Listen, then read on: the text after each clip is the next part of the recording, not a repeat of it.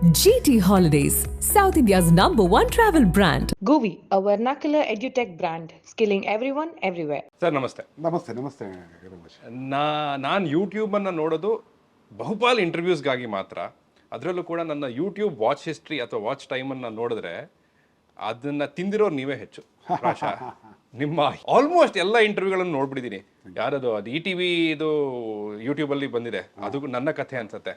ಅಲ್ಲಿಂದ ಅದು TV9 ಅಂದ್ರೆ ಅಲ್ಲಿಂದ ಇಲ್ಲಿವರೆಗೂ ಎಲ್ಲ ನೋಡ್ಬಿಟ್ಟಿದ್ದೀನಿ. ಸೊ ನಿಮ್ಮನ್ನು ಏನು ಪ್ರಶ್ನೆ ಎಲ್ಲ ಗೊತ್ತು, ನೀವು ಹೇಳಿರೋದಷ್ಟು ಗೊತ್ತು, ಇನ್ನೇನು ಪ್ರಶ್ನೆಗಳು ಕೇಳಬೇಕು ಅಂತ ಸ್ವಲ್ಪ ತಲೆಗೆಡಿಸ್ಕೊಂಡಿದ್ದೆ. ಅದೇ ಒಂದು ದೊಡ್ಡ ಪ್ರಶ್ನೆ ಆಗ್ಬಿಡಿತ್ತು. ಇರಲಿ ಅಂತ ಏನೋ ಒಂದು ಮಿಕ್ಸ್ ತಂದಿದ್ದೀನಿ. ಕೆಲವು ನನ್ನ ಸ್ಟೈಲ್ನ ಪ್ರಶ್ನೆಗಳು, ಕೆಲವು ರಂಗನಾಯಕ ಬಗ್ಗೆ ಪ್ರಶ್ನೆಗಳನ್ನು ಕೂಡ ತಂದಿದ್ದೀನಿ.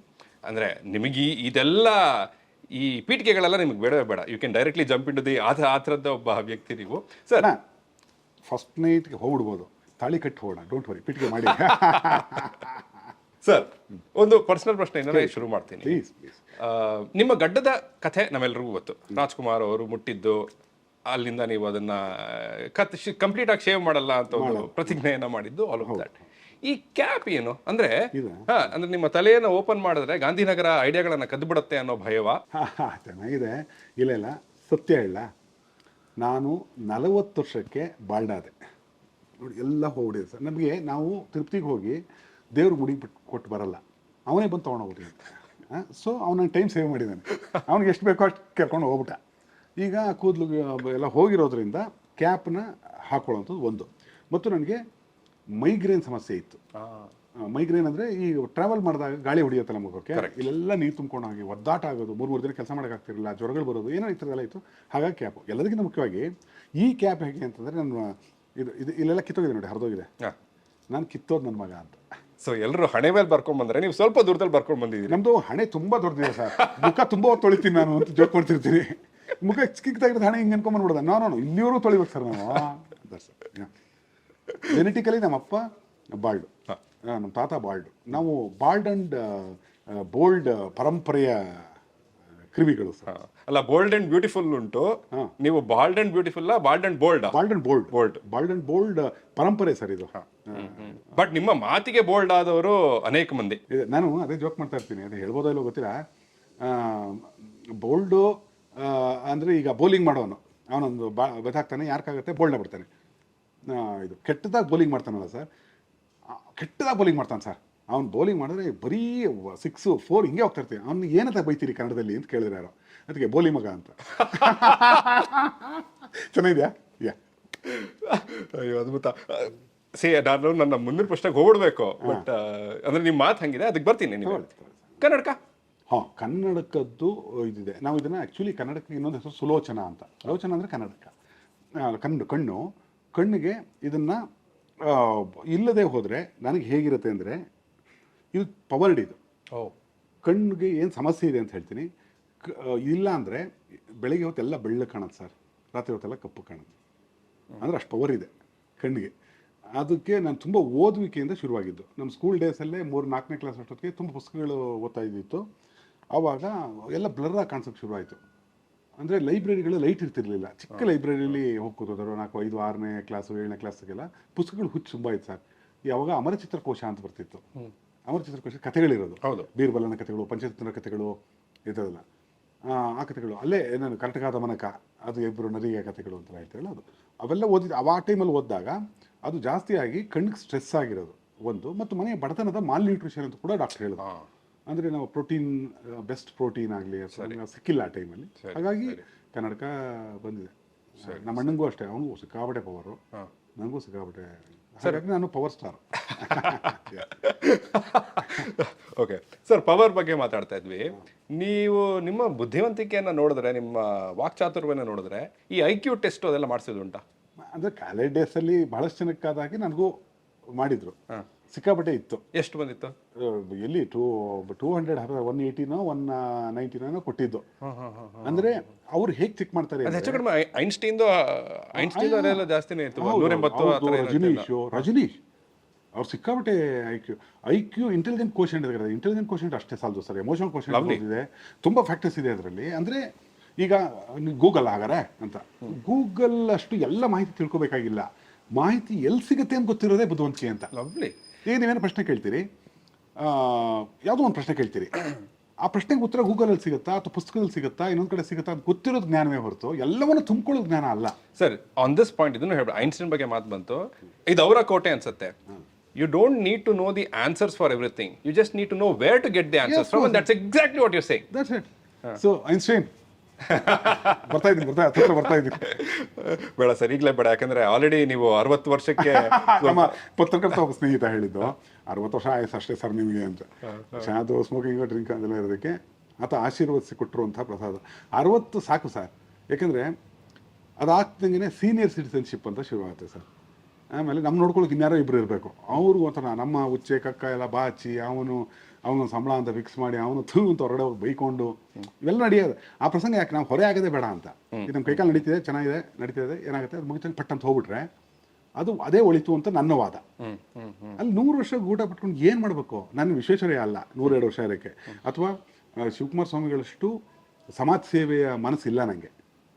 ನಾನು ನನ್ನ ಹೆಂಡತಿ, ನನ್ನ ಮಗು, ನನ್ನ ಟೀಮು, ನನ್ನ ಸಿನಿಮಾ, ಹಿಂಗೆ ಇರ್ತೀನಿ ನಾನು. ಅವ್ರು ತುಂಬ ದೊಡ್ಡ ವ್ಯಾಪ್ತಿ, ಅವರು ಯಾವುದಕ್ಕೂ ಸಿಕ್ಕಾಕೊಳ್ಳಿಲ್ಲ. ಅವರು ನಾನು ಜನಸೇವೆಯಲ್ಲೇ ಮುಡುಪಾಗ್ಬಿಡ್ತೀನಿ ಅಂತ ನಾನು ಅವ್ರನ್ನ ನಡೆದಾರು ದೇವರು ಅಂತ ಕರೆಯೋದು, ಎಲ್ಲರೂ ಹಾಗೆ ಕರೆಯೋದು. ನಾನು ತುಂಬ ಗೌರವ ಕೊಡುವಂಥ ಕಾವಿದಾರಿ ಆತ. ಬಿಕ್ಕೋರೆಲ್ಲ ಬಿಡಿ ಕಥೆಗಳು. ಈತನ ಇದು ಆಗ 114 ವರ್ಷ ಬದುಕಿದ್ರು ಅವರು, 114 ಇಯರ್ಸ್, ತುಂಬ ದೊಡ್ಡದದು. ನನಗೆ ಬೋರ್ ಆಗ್ಬಿಡುತ್ತೆ ಸರ್, ನನಗೆ ಬೋರ್ ಆಗುತ್ತೆ. ಯಾವತ್ತು ಮಾರ್ಕೆಟ್ ಬಿದ್ದೋಗುತ್ತೋ ಮಾರನೇ ದಿನ ಬಾಯ್ ಹೊರಡೋದು ಅಂತ ಪ್ಲ್ಯಾನ್ ಇದೆ. ಬರ್ತೀರಾ? ಕರ್ಕೊಂಡು ಹೋಗ್ತೀನಿ. ನಮ್ದಿನ್ನೂ ಮಾರ್ಕೆಟ್ ಎದ್ದೇ ಇಲ್ಲ ಸರ್. ಇದು ಶಾಲ್ ಇದು ಹೇಳ್ತೀನಿ, ಇದು ಇರಲಿಲ್ಲ.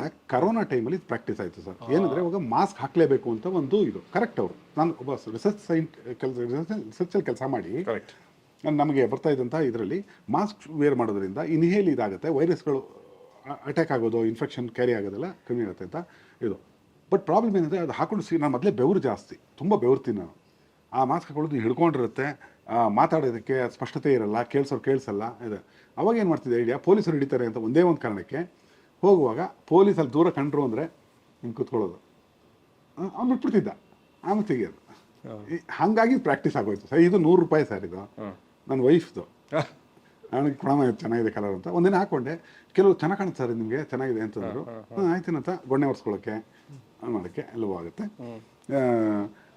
ಹಾಗೆ ಒಂದು ಟೈಮ್ ಏನಾಗುತ್ತೆ, ಈ ಸಿನಿಮಾ ಕೆಲಸಗಳು, ಓಡಾಟಗಳು ಸರ್, ಯಾವುದೋ ಲೊಕೇಶನ್ ಹೋಗಿರ್ತೀವಿ, ಯಾವುದೋ ಜಾಗ ಹೋಗಿರ್ತೀವಿ, ಅಲ್ಲಿ ಸಡನ್ನಾಗಿ ಒಂದು ಟವಲ್ ಬೇಕು ಕೈ ಒರೆಸ್ಕೊಳ್ಳೋಕ್ಕೆ, ಮುಖ ಒರೆಸ್ಕೊಳ್ಳೋಕ್ಕೆ, ಅಂದರೆ ಇದೆಯಪ್ಪ ನನ್ನ ಹತ್ರ ಅಂತ. ಸರಿ ಸರಿ ಸರಿ ಸರಿ. ಸೊ ಹೀಗೆಲ್ಲ. ಆಮೇಲೆ ನಿಮ್ಮಂಥವ್ರು ಯಾರೋ ಇಂಟರ್ವ್ಯೂ ಮಾಡೋರು ಬರ್ತೀರಿ, ಏನು ಸರ್ ಕಷ್ಟಗಳು ಹೇಗೆ ಅಂತಂದರೆ, ನೋಡ್ಕೊಂಡು ಕೊಡಿ ಸರ್ ಅಂತ ಹೇಳಿ ಸರ್. ಅದು ಯಾಕೆ ಹೇಳಿದ್ರೆ ರಿಕ್ಷಾ ಜೋಳಿಗೇನೋ ಆಗುತ್ತೆ. ನೀವು ಸ್ಟೇಜ್ ಮೇಲೆ ಹೇಳಿದ್ರಿ ರಾಜ್ ಬಿ ಶೆಟ್ಟಿನೂ ಹಾಕೊಳ್ತಾ ನಾನು ಹಾಕೊಳ್ತೀನಿ, ನಾವಿಬ್ರು ಒಂದು ಚಿತ್ರವನ್ನ ಮುಂದೆ ಮಾಡಬಹುದು ಅಂತ. ಈ ಡ್ರಾಪಿಂಗ್ ನೇಮ್ಸ್, ಬೇರೆಯವರ ಹೆಸರುಗಳನ್ನ ತಗೊಳ್ಳೋದು, ಅದಕ್ಕೆ ನೀವು ಯಾವತ್ತೂ ಹಿಂಜರಿಯೋರಲ್ವೇ ಅಲ್ಲ. ಬಟ್ ಅದು ಥಾಟ್ ಬರೋದು ಉಂಟಾ, why am I dropping so many names ಅಂತ? ಅಲ್ಲ ಅಣ್ಣ, ಅವರು ಅಂತ ಗೊತ್ತಾಗೋ ಹಾಗೆ ಡೈರೆಕ್ಟಾಗಿ ಹೇಳೋದು ಒಂದು ವಿಧಾನ, ಅದು ನನ್ನ ವಿಧಾನ. ಈಗ ಯಡಿಯೂರಪ್ಪ ಅವರು ಕರೋನಾ ಟೈಮಲ್ಲಿ ಸರಿಯಾಗಿ ಆಳ್ವಿಕೆ ಮಾಡಲಿಲ್ಲ ಅನ್ನೋದು ನನಗಿದ್ದ ಕೋಪ. ಹಾಗೆ ಒಂದು ವಿಡಿಯೋದಲ್ಲಿ ಅವ್ರ ಹೆಸರೆಲ್ಲ ತರ್ತೀನಿ, ಅವ್ರ ಹೆಸರು ಓಪನ್ ಆಗಿ ಹೇಳ್ಬಿಡ್ತೀನಿ. ನಾನು ಅಲ್ಲಿ ಎಡವಟ್ಟಪ್ಪ ಅಂದ್ಬಿಡ್ಬೋದಿತ್ತು. ಈ ಮುಸುಕು ನಾನೇ ಹಾಕೊಳ್ಳಿ, ಯಡಿಯೂರಪ್ಪ ಇಸ್ ಯಡಿಯೂರಪ್ಪ, ವಿಜೇಂದ್ರ ಇಸ್ ವಿಜೇಂದ್ರ, ಇನ್ಯಾರೋ ಹೇಳುವಾಗ ಅವ್ರ ಹೆಸರು ಹೇಳ್ಬಿಟ್ಟು ಈ ಸಾಕ್ಷಿ ಅಂತ. ಅಲ್ಲ ಬನ್ನಿ ನಂದು ಹುಡುಕಿ ತೆಗೀರಿ ಎಲ್ಲ, ಇದು ನಾನು ಅಪ್ರಮಾಣಿಕನೋ ಯಾಕೆ ಬಳಸ್ತೀನಿ ಅಂದರೆ ನಂಗೆ ಧೈರ್ಯವಿದೆ ಮತ್ತು ಸತ್ಯವಿದೆ. ಸೊ ಹಾಗಾಗಿ ನೇಮ್ಗಳನ್ನ ಹಾಗೆ ತರ್ತೀನಿ. ಕೆಲವು ಸತಿ ತರಕ್ಕಾಗದಿದ್ದಾಗ ಅದನ್ನು ಮ್ಯಾನಿಪುಲೇಟ್ ಮಾಡ್ತೀನಿ ಹೆಸರನ್ನು, ಹಂಗೆ ಕೇಳಿಸುತ್ತೆ ನಿಮಗೆ. ಈಗ ಜಾರ್ಕಿಹೊಳಿ, ಜಾರ್ಖಂಡ್ ಹೋಳಿ ಅಂದರೆ sounding same. Manipulation is right is work. Writing ಅಂದ್ರೆ ಏನು? Manipulation of thoughts is writing. ನೀವು ಹೇಳೋದನ್ನೇ ಹೇಗೆ ಹೇಳ್ತೀರಿ ಅಂತ ತಿರುಚುವಿಕೆ ಇದೆಯಾ ಅಂತಂದರೆ ಅದೇನೇ ರೈಟಿಂಗಲ್ಲಿ ಬರೋದು. ಈಗ ಕುವೆಂಪು ಅವರು ಅದ್ಭುತವಾದ ಕವಿ. ನಮ್ಮ ಸ್ಕೂಲ್ ಡೇಸಲ್ಲಿ, ಕಾಲೇಜ್ ಡೇಸಲ್ಲಿ ನಾನು ಹುಡುಗರಿಗೆ ಹೇಳ್ಕೊಡ್ತಿದ್ದೆ, ಅವ್ರಿಗೆ ಮಾರ್ಕ್ಸ್ ಕಮ್ಮಿ ಬರೋದು. ನನಗೆ 50ಕ್ಕೆ 49, 48 ಆಯ್ತು. ಕನ್ನಡದಲ್ಲಿ ಮಾರ್ಕ್ಸ್ ಸಿಕ್ಕೋದು ಕಷ್ಟ. ಅವ್ರು ಕೇಳಿದ್ದಾಗ ನಾನು ಕೊಟ್ಟ ಉತ್ತರ ಏನಂದರೆ, ಕುವೆಂಪು ಅವ್ರ ಬಗ್ಗೆ ಎಸ್ಸೆ ಬರೀರಿ 50 ನಂಬರ್ ಅಂತ ಕೊಡ್ತಾರೆ, 25 ನಂಬರ್ ಏನೋ ಕೊಡ್ತಾರೆ. ಓಕೆ, ಕುವೆಂಪು ಅದ್ಭುತವಾಗಿ ಕವನಗಳನ್ನು ಬರೀತಿದ್ರು, ಶ್ರೀರಾಮಾಯಣ ದೃಷ್ಟಂ ಅಂತ ಅವರೆಲ್ಲ ಟಿಪ್ಪಣಿ ಮಾಡ್ತಾರೆ. ಅವ್ರಿಗೆ 25ಕ್ಕೆ 10, 11, 12. ನಾನೇನು ಮಾಡ್ತೀವಿ ಗೊತ್ತಾ, ಹಂಗೆ ಬರೀತಿರಲ್ಲ, ಮ್ಯಾನಿಪುಲೇಟ್ ಮಾಡ್ತಿದ್ದೆ. ಕುವೆಂಪುರವರು ಪ್ರಕೃತಿಯ ಪೂಜಾರಿ. ಪ್ರಕೃತಿಯೇ ಅವರು ನಂಬಿದ್ದ ದೇವರು ಮತ್ತು ದೇವಸ್ಥಾನ. ಹಾಗಾಗಿ ಅವ್ರು ಹೇಳ್ತಾರೆ ನೂಕಾಚಿ ದೂರ ಅಂತ ದೇವ್ರು ಹೇಳ್ತಾರೆ. ಯಾಕೆಂದರೆ ಅವ್ರು ಪ್ರಕೃತಿ ಇದ್ರೆ ಸಾಕು ಅನ್ನೋವಂಥ ಒಂದು ಮನಸ್ಥಿತಿ ಇತ್ತು ಅವ್ರಿಗೆ. ಈ ಥರದ್ದು ಬರ್ಕೊಂಡು ಹೋದಾಗ ಅವ್ನು ನೋಡ್ತಾನೆ ಏನು ಬೇರೆ ಬರ್ದವನ ರೈಟ್ ಬಿಟ್ಟು, ಸೊ ಅಲ್ಲಿ ಮಾರ್ಕ್ಸ್ ಸಿಕ್ಬಿಡುತ್ತೆ ನಮಗೆ. ಸೊ ಅದೇ ಮ್ಯಾನಿಪುಲೇಷನ್ ಸರ್. ಅದು ಬಂದಿದ್ದು ಅಂದ್ರೆ ನೀವು ಮಾತಾಡ್ತಾ ಹೋದ್ರೆ ನಂಗೆ 1000 ಪಾಯಿಂಟ್ ಬರ್ತಾ ಇದೆ, ನನಗೆ ತಲೆಯಲ್ಲಿ ಕ್ವಶನ್ಸ್ ಅದು ಮೀರಿ ಹೋಗ್ತಾ ಇದೆ. ಅದು ಯಾವ್ದು ಹಿಡಿತಕ್ಕೆ ಬರುತ್ತೋ ಅದನ್ನ ಕೇಳ್ತೀನಿ ಸರ್. ಈಗ ಆ ಟ್ಯಾಲೆಂಟ್ ಇದೆಯಲ್ಲ, ಚಿಕ್ಕ ವಯಸ್ಸಿನಲ್ಲೇ ಏನೋ ಬೇರೆ ರೀತಿಯಲ್ಲಿ ಬರೆಯೋದು ಒಂದು ಅಪ್ರೋಚು, ಇದು ಬರೀ ಓದಿನಿಂದ ಬಂತು ಅಂತ ಹೇಳ್ತೀರಾ, ಅಥವಾ ನನ್ನ ಒಂದು ಲಿಮಿಟೆಡ್ ಅಬ್ಸರ್ವೇಷನ್ ಅಲ್ಲಿ ಇದು ನನಗೂ ಸೇರತ್ತೆ ಅಂತ ಅನ್ಕೊಂಡಿದ್ದೀನಿ. ಯಾರೊಬ್ರು ಇಂಟ್ರೋವರ್ಟ್ ಆಗಿರ್ತಾರೋ ಅವರು ಯೂಶಲಿ ಜನಸಂಪರ್ಕವನ್ನು ಅಷ್ಟು ಇಷ್ಟಪಡಲ್ಲ, ಬಟ್ ಸ್ಟೇಜ್ ಅಂತ ಕೊಟ್ಟಾಗ that is their way of getting the appreciation applause from the audience ಅಂತ. So but you an introvert at all? No, ಇಲ್ಲ, ನಾನು ಇಂಟ್ರೋವರ್ಟ್ ಅಲ್ಲ. ನಾನು ಲೂಸ್ ಟಾಕ್ ಮಾಡಬಾರದು ಅನ್ನೋ ತಿಳುವಳಿಕೆ ಚೆನ್ನಾಗಿದೆ ಸರ್. ಹಾಗಾದರೆ ಏನು ಸ್ಟಡಿ ಮಾಡಿ, ಪುಸ್ತಕ ಸ್ಟಡಿ ಮಾಡಿ ಮತ್ತೆ ಜ್ಞಾನ ಬರುತ್ತೆ ಅಂತಲ್ಲ ಸರ್. ನಾ ಥಿಂಕರ್ ಆಗಕ್ಕೆ ಪುಸ್ತಕ ಓದೋದು. ಇವನು ಹೀಗೆ ಯೋಚನೆ ಮಾಡಿದ್ದಾನೆ ಅಂದರೆ, ಓಹೋ ಇದಕ್ಕೆ ಬೇರೆ ಥರ ನಾನೇನು ಯೋಚನೆ ಮಾಡ್ತೀನಿ, ಇವನು ಹೇಳಿರೋದನ್ನು ನಾನು ಬೇರೆ ರೀತಿ ಹೀಗೆ ಹೇಳಬಹುದಲ್ಲ ಅನ್ನೋದಕ್ಕೋಸ್ಕರ ಓದೋದು ನಾನದು. ಪುಸ್ತಕ ಗುರು ಅಲ್ಲ, ಪುಸ್ತಕ ಹೇಗೆ ಯೋಚನೆ ಮಾಡಬೇಕು ಅನ್ನೋದು ಕಲಿಸೋವಂತಹ ಒಂದು ಟೂಲ್ ಅಷ್ಟೇ ಅದು. ಪುಸ್ತಕದಲ್ಲಿ ಎಲ್ಲವೂ ಇಲ್ಲ. ನಾವು ಡಿಕ್ಷನರಿ ಪೂರ್ತಿ ಓದ್ಕೊಂಡ್ರೆ ಕನ್ನಡ ಬಂದ್ಬಿಡಲ್ಲ ಸರ್. ಗೊತ್ತಿರಬೇಕಾದ ಪದಗಳು ಗೊತ್ತಿರಬೇಕಾಗತ್ತೆ. ಹಾಗೆ ಪುಸ್ತಕದಕ್ಕಿಂತ ಫಸ್ಟು ನಾನು ಹೇಳೋದು, ನಾನು ಚಿಕ್ಕ ವಯಸ್ಸಿನಿಂದ ನನ್ನನ್ನು ನಾನೇ ಓದ್ಕೊಂಡೆ ಚಿಂತಕನಾಗಿ. ಬಟ್ ಅದು ಹೆಂಗೆ ಶುರು ಆಯಿತು? ಸಮಥಿಂಗ್ ವಾಸ್ ಇಟ್ ಅಂದರೆ ನೀವು ಹೇಳಿದ ಹಾಗೆ ಮನೆಯಲ್ಲಿ ಸ್ವಲ್ಪ ಆರ್ಥಿಕ ವ್ಯವಸ್ಥೆ ಅಷ್ಟು ಚೆನ್ನಾಗಿರ್ಲಿಲ್ಲ ಅನ್ನೋದು ಒಂದು ಕಾರಣ. ಬಡತನದಂದ್ರೆ ಊಟದ ಕಾರಣಕ್ಕೆ ಚಿಂತನೆ ಬಂತು ಅಂತ ಹೇಳಕ್ಕಿಲ್ಲ. ನಾನು ಯಾಕೆ ಇಂಟ್ರೋವರ್ಟ್ ಪಾಯಿಂಟ್ ಅನ್ನು ತಂದೆ ಅಂದ್ರೆ, ಯಾರೊಬ್ಬ ಇಂಟ್ರೋವರ್ಟ್ ಇರ್ತಾನೋ he gets a lot of time to think. ಅಲ್ಲಿಂದ ಬಂತ ಅಂತ ಹಾಗೆ ಕೇಳಿದೆ ನಾನು. ನಮ್ಮ ಮನೇಲಿ ದೈವ ಪ್ರಜ್ಞೆ ಅಂದ್ರೆ, ನಮ್ಮಲ್ಲಿ ಆರ್ಥೋಡಕ್ಸ್ ಫ್ಯಾಮಿಲಿ ಅಣ್ಣ, ತುಂಬ ಸಂಪ್ರದಾಯವಾದಿ ಮನಸ್ಸುಗಳು. ಸಂಪ್ರದಾಯವಾದಿ ಮನಸ್ಸುಗಳು ತುಂಬ ದೊಡ್ಡ ಮಟ್ಟದ ಸಾಧನೆಗಳನ್ನ ಮಾಡಬೇಕಾದ್ರೆ ಅವರ ಹಿಡಿಕೆ ಇದನ್ನು ಬಿಟ್ಟು ಸತ್ಯ ಏನು ಅಂತ, ಸಂಪ್ರದಾಯತ್ವನೇ ಸರಿನಾ ಅಂತ. ಇಲ್ಲ, ನಾನು ಓದ್ತಾ ಇದ್ದ ಸೈನ್ಸು, ನಮ್ಮಲ್ಲಿ ಸೈನ್ಸಿಗೆ ಸೇರಿಸ್ಬಿಟ್ಟಿದ್ರು. ನಾನು ಇಷ್ಟಪಟ್ಟು ಸೈನ್ಸು, ಆರ್ಟ್ಸು ಕಾಮರ್ಸ್ಗಿಂತ ನಾನು ಸೈನ್ಸ್ ತುಂಬ ಇಷ್ಟಪಟ್ಟು ತೊಗೊಂಡೆ. ಯಾಕೆ ಅಂದರೆ ಈಗ ಯಾವುದೋ ಒಂದು ಫಾರ್ ದಟ್ ಮ್ಯಾಟ್ರು ಇದೇ ತಗೊಳ್ಳಿ, ಮನೆಯಲ್ಲಿ ಸಂಧ್ಯಾ ವಂದನೆ ಮಾಡಬೇಕು ಅಂತ ನಮ್ಮ ತಂದೆ ಬಲವಂತ ಮಾಡೋರು. ನಾನು ಮಾಡ್ತೀನಿ, ಮಂತ್ರಗಳೆಲ್ಲ ಬರುತ್ತೆ ನನಗೆ. ನಮ್ಮ ಟ್ರೇಲರ್ಗಳು ಬಳಸ್ತೀನಿ, ರಂಗನಾಯಕ ಟ್ರೇಲರ್ ಬಳಸಿದ್ದೀನಿ. ಅದರಲ್ಲಿ ಉಪೇಂದ್ರಾಯ ನಮಃ ಅಂತ ಬರುತ್ತೆ, ಓಂ ಉಪೇಂದ್ರ ಅನ್ಕೊಂಡಿ ಅಂತ ಅದನ್ನ ಮಾಡಿದ್ದು ನಮಗೆ. ಸೊ ಅದೆಲ್ಲ ಬರುತ್ತೆ. ಆ ಸಂಧ್ಯಾ ವಂದನೆ ಮಾಡಿದ್ರೆ ಉಪಯೋಗ ಏನು ಅಂತ ನಮ್ಮಪ್ಪನ, ಗಾಯತ್ರಿ ಮಂತ್ರ ಹೇಳ್ಬೇಕಪ್ಪ ನೀನು ಜ್ಞಾನಿ ಆಗ್ತಿ ಅಂತ.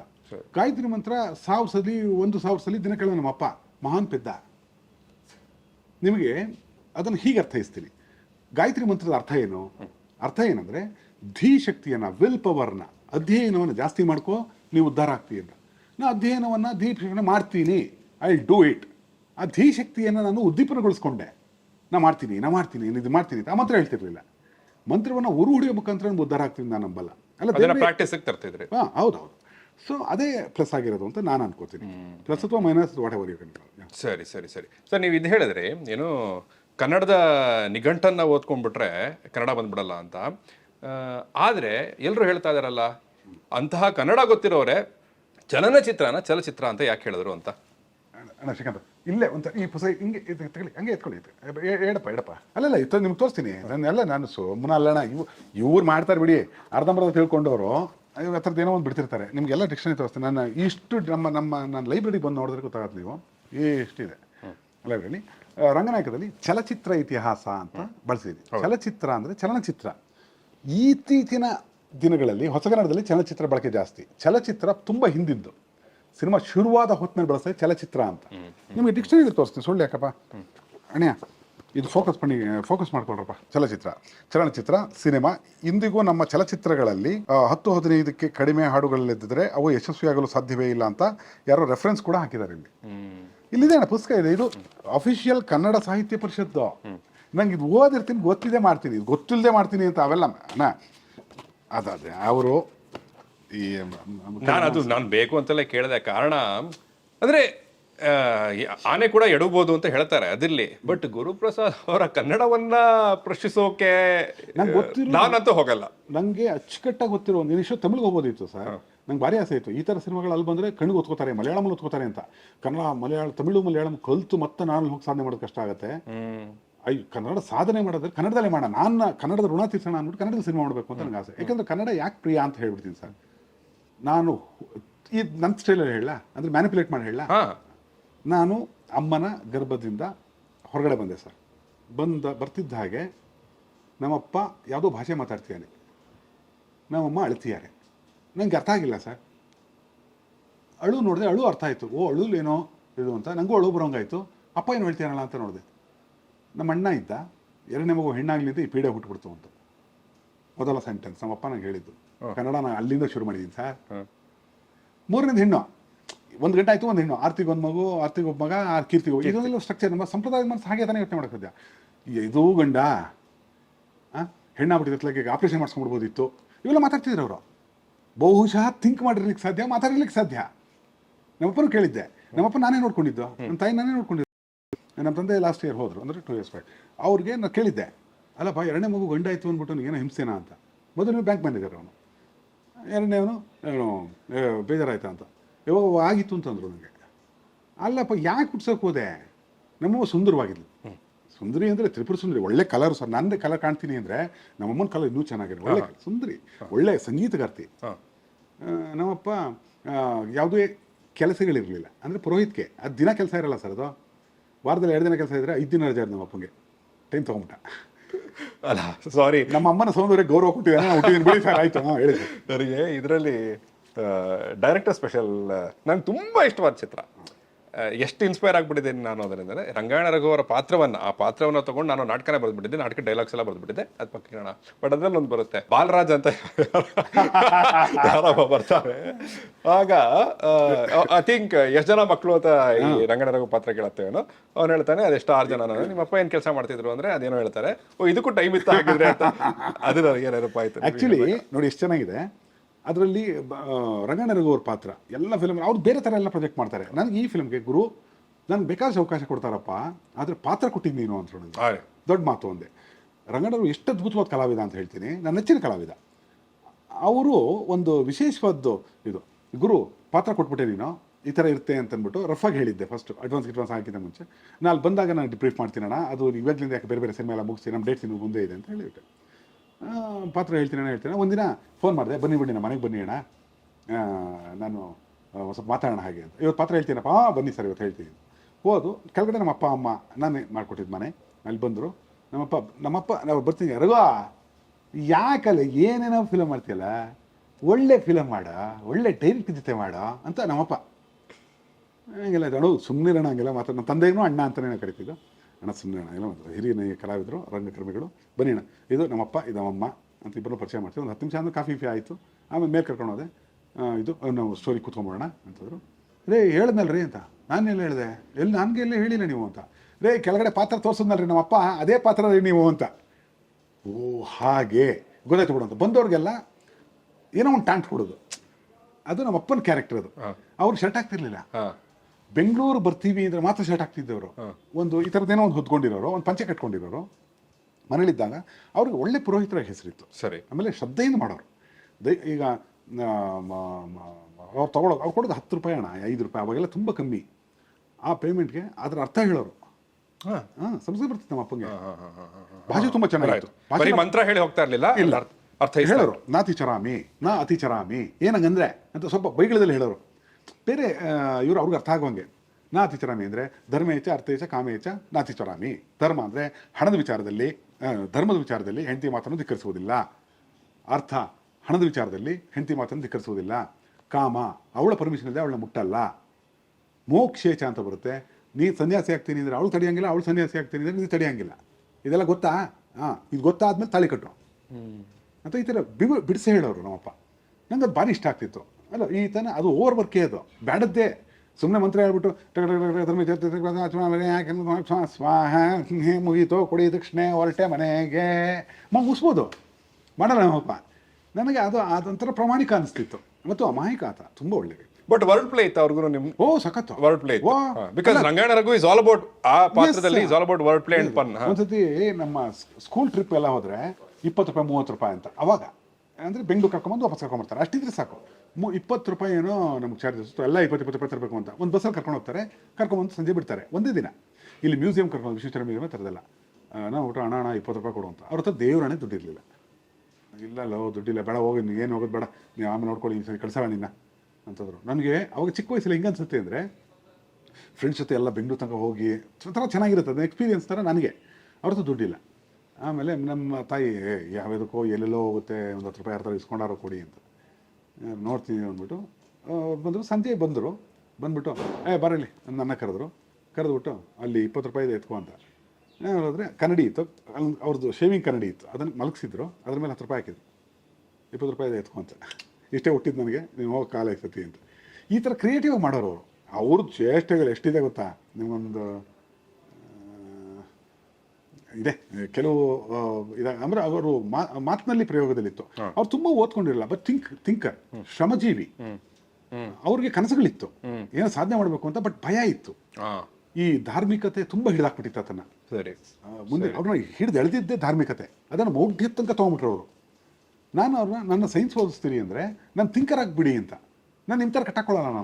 ನಾನು I should be a venturing nature ಇರುವಂಥ ವ್ಯಕ್ತಿ ಆಗ್ಬೇಕು ನಾನು. ನೀವೇನೇನು ಕನಸುಗಳು ಅಂತ. ಅವ್ರಿಗೆ ಯಾವಾಗ ನಾನು ನಿರ್ದೇಶಕ ಆಗ್ತೀನಿ ಹಾಳ ಹೋಗು ಅಂದರು. ಆಮೇಲೆ ನಿರ್ದೇಶಕ ಆದಾಗ ಮಠ ರಿಲೀಸ್ ಆಯಿತು, ಕಿತ್ಕೊಂಡು ಹೋಯ್ತು ಫಿಲ್ಮ್ ಥಿಯೇಟ್ರಲ್ಲಿ. ಭಾನುವಾರ ಫೋನ್ ಮಾಡಿದ್ರು, ಡೈರೆಕ್ಟ್ರ್ ಆಗ್ಬಿಟ್ಟಿಯಲ್ಲಪ್ಪ, ನಾವು ಬೇಡ ಅಂದರು, ಹಾಳಾಗೋದಿಯಲ್ಲಪ್ಪ, ಸಿನಿಮಾ ಚೆನ್ನಾಗಿ ಹೋಗ್ತಾ ಇದೆಯಲ್ಲಪ್ಪ ಅಂತ ಗೊತ್ತು ಅವ್ರ ಸ್ಟೈಲು. ಆಯಿತು, ನಮಗೆ ತೋರಿಸಲ್ವೋ ಅಂತ, ಬನ್ನಿ ಅಂತ, ಕಾರ್ ಕಳಿಸ್ತೀರೋ ಅಂತ. ದೇವ್ರನ್ನೇ ಕಳಿಸಲ್ಲ, ಬಸ್ಸಲ್ಲಿ ಬನ್ನಿ. ನನಗೆ ನೀನು ಮಾಡ್ತೀನಿ ಮಗನೇ ಮಾಡು ಅಂದ್ಬಿಟ್ಟಿದ್ದಿದ್ರೆ ಖಂಡಿತ ಕಾರ್ ಕಳಿಸ್ತಿದ್ದೆ. ಇದೇ 3 ಕಾರ್ ಇದೆ ನನ್ನ ಹತ್ರ, ನಾನು ಕಳಿಸಲ್ಲ ಅಂತ. ಆಯಿತು ಬರ್ತೀವಿ, ಎಷ್ಟೊತ್ತು ಬರೋದು, ಎಲ್ಲಿಗೆ ಬರೋದು, ಬಂದರು. ಸರಿ, ಇಲ್ಲಿಂದ ಥಿಯೇಟ್ರ್ವರೆಗೂ ಕಾರ್ ಕಳಿಸ್ತಿರೋ ಅಥವಾ ಬಸ್ಸಲ್ಲಿ ಹೋಗಬೇಕು ಅಂತ. ಇಲ್ಲ BTS ಮತ್ತು ಹುಡುಗರು ಹೇಳಿರ್ತೀರೋ ನಮ್ಮ ಟಿಕೆಟ್ಗೆ ಅಂತ. ಇಲ್ಲ ಕ್ಯೂಲಿಂದ ತೊಗೋಬೇಕು ಅಂತ. ಹೋಗ್ತಾರೆ, ಕ್ಯೂ ಎಷ್ಟು ಉದ್ದ ಇರುತ್ತೆ ಅಂದರೆ ಭಾನುವಾರ ಟಿಕೆಟ್ಸ್ಗೆಲ್ಲ ಇವ್ರಿಗೆ. ನಾನು ಮ್ಯಾನೇಜರ್ಗೆ ಫೋನ್ ಮಾಡಿ, ನನ್ನ ತಂದೆ ತಾಯಿ ಬಂದಿದೆ, ಸಾರ್ ನಾನು ಚೇರ್ ಹಾಕ್ತೀನಿ ಬಿಡಿ ಸರ್ ಅಂದ್ಬಿಟ್ಟು ಸಪ್ರೇಟಾಗಿ ಅವ್ರಿಗೆ ಟ್ರೀಟ್ ಮಾಡಿಸಿ ಕೂರಿಸಿ. ಮಕ್ಕಳ ಯಾವ ಕನಸುಗಳನ್ನು ಪೇರೆಂಟ್ಸ್ ತುಳಿಬಾರ್ದು. ಮಾಡ್ತೀನಿ ಅಂದರೆ ಮಾಡು, ಒಂದು ಅವಕಾಶ ಕೊಡ್ತೀವಿ, ಒಂದು ಅವಕಾಶದಲ್ಲಿ ಗೆಲ್ಬೇಕು ನೀನು. ಪದೇ ನನಗೆ ನೀವು ಸ್ಪಾನ್ಸರ್ ಮಾಡಿಬಿಡಿ. ನನ್ನ ಕನಸಿಗೆ ಯಾಕೆ ನಗ್ತೀರಿ, ನನ್ನ ಕನಸಿಗೆ ಯಾಕೆ ಹಾಳ ಹೋಗ್ತೀನಿ ಅಂತೀರಿ, ಆ ಥರ ಯಾಕೆ ಆಶೀರ್ವಾದ ಮಾಡ್ತೀರಿ? ನಾನು ನನ್ನ ಮಕ್ಕಳು ಮಾಡಲ್ಲ. ನಿಮ್ಗೆ ಯೋಗ್ಯತೆ ಇದೆ, ತಿಳುವಳಿಕೆ ಇದೆಯಾ, ಬೆಳಿತೀರಿ, ತೋರಿಸ್ತೀನಿ. ನಾನು ಸಪೋರ್ಟ್ ಮಾಡಲ್ಲ. ನನಗೆ ಎಜುಕೇಷನ್ ಕೊಡ್ತೀನಿ. ಎಜುಕೇಷನ್ ಯಾಕೆ ಅಂದರೆ ಥಿಂಕ್ ಮಾಡೋದು ಕಲಿಯೋಕ್ಕೆ. ನೀನು ಎಜುಕೇಷನ್ ಬಯಾಟ್ ಮಾಡೋಕ್ಕೆ ಅಂದರೆ ನೀನು ಪೆದ್ದುತನ ಅಂತೀನಿ.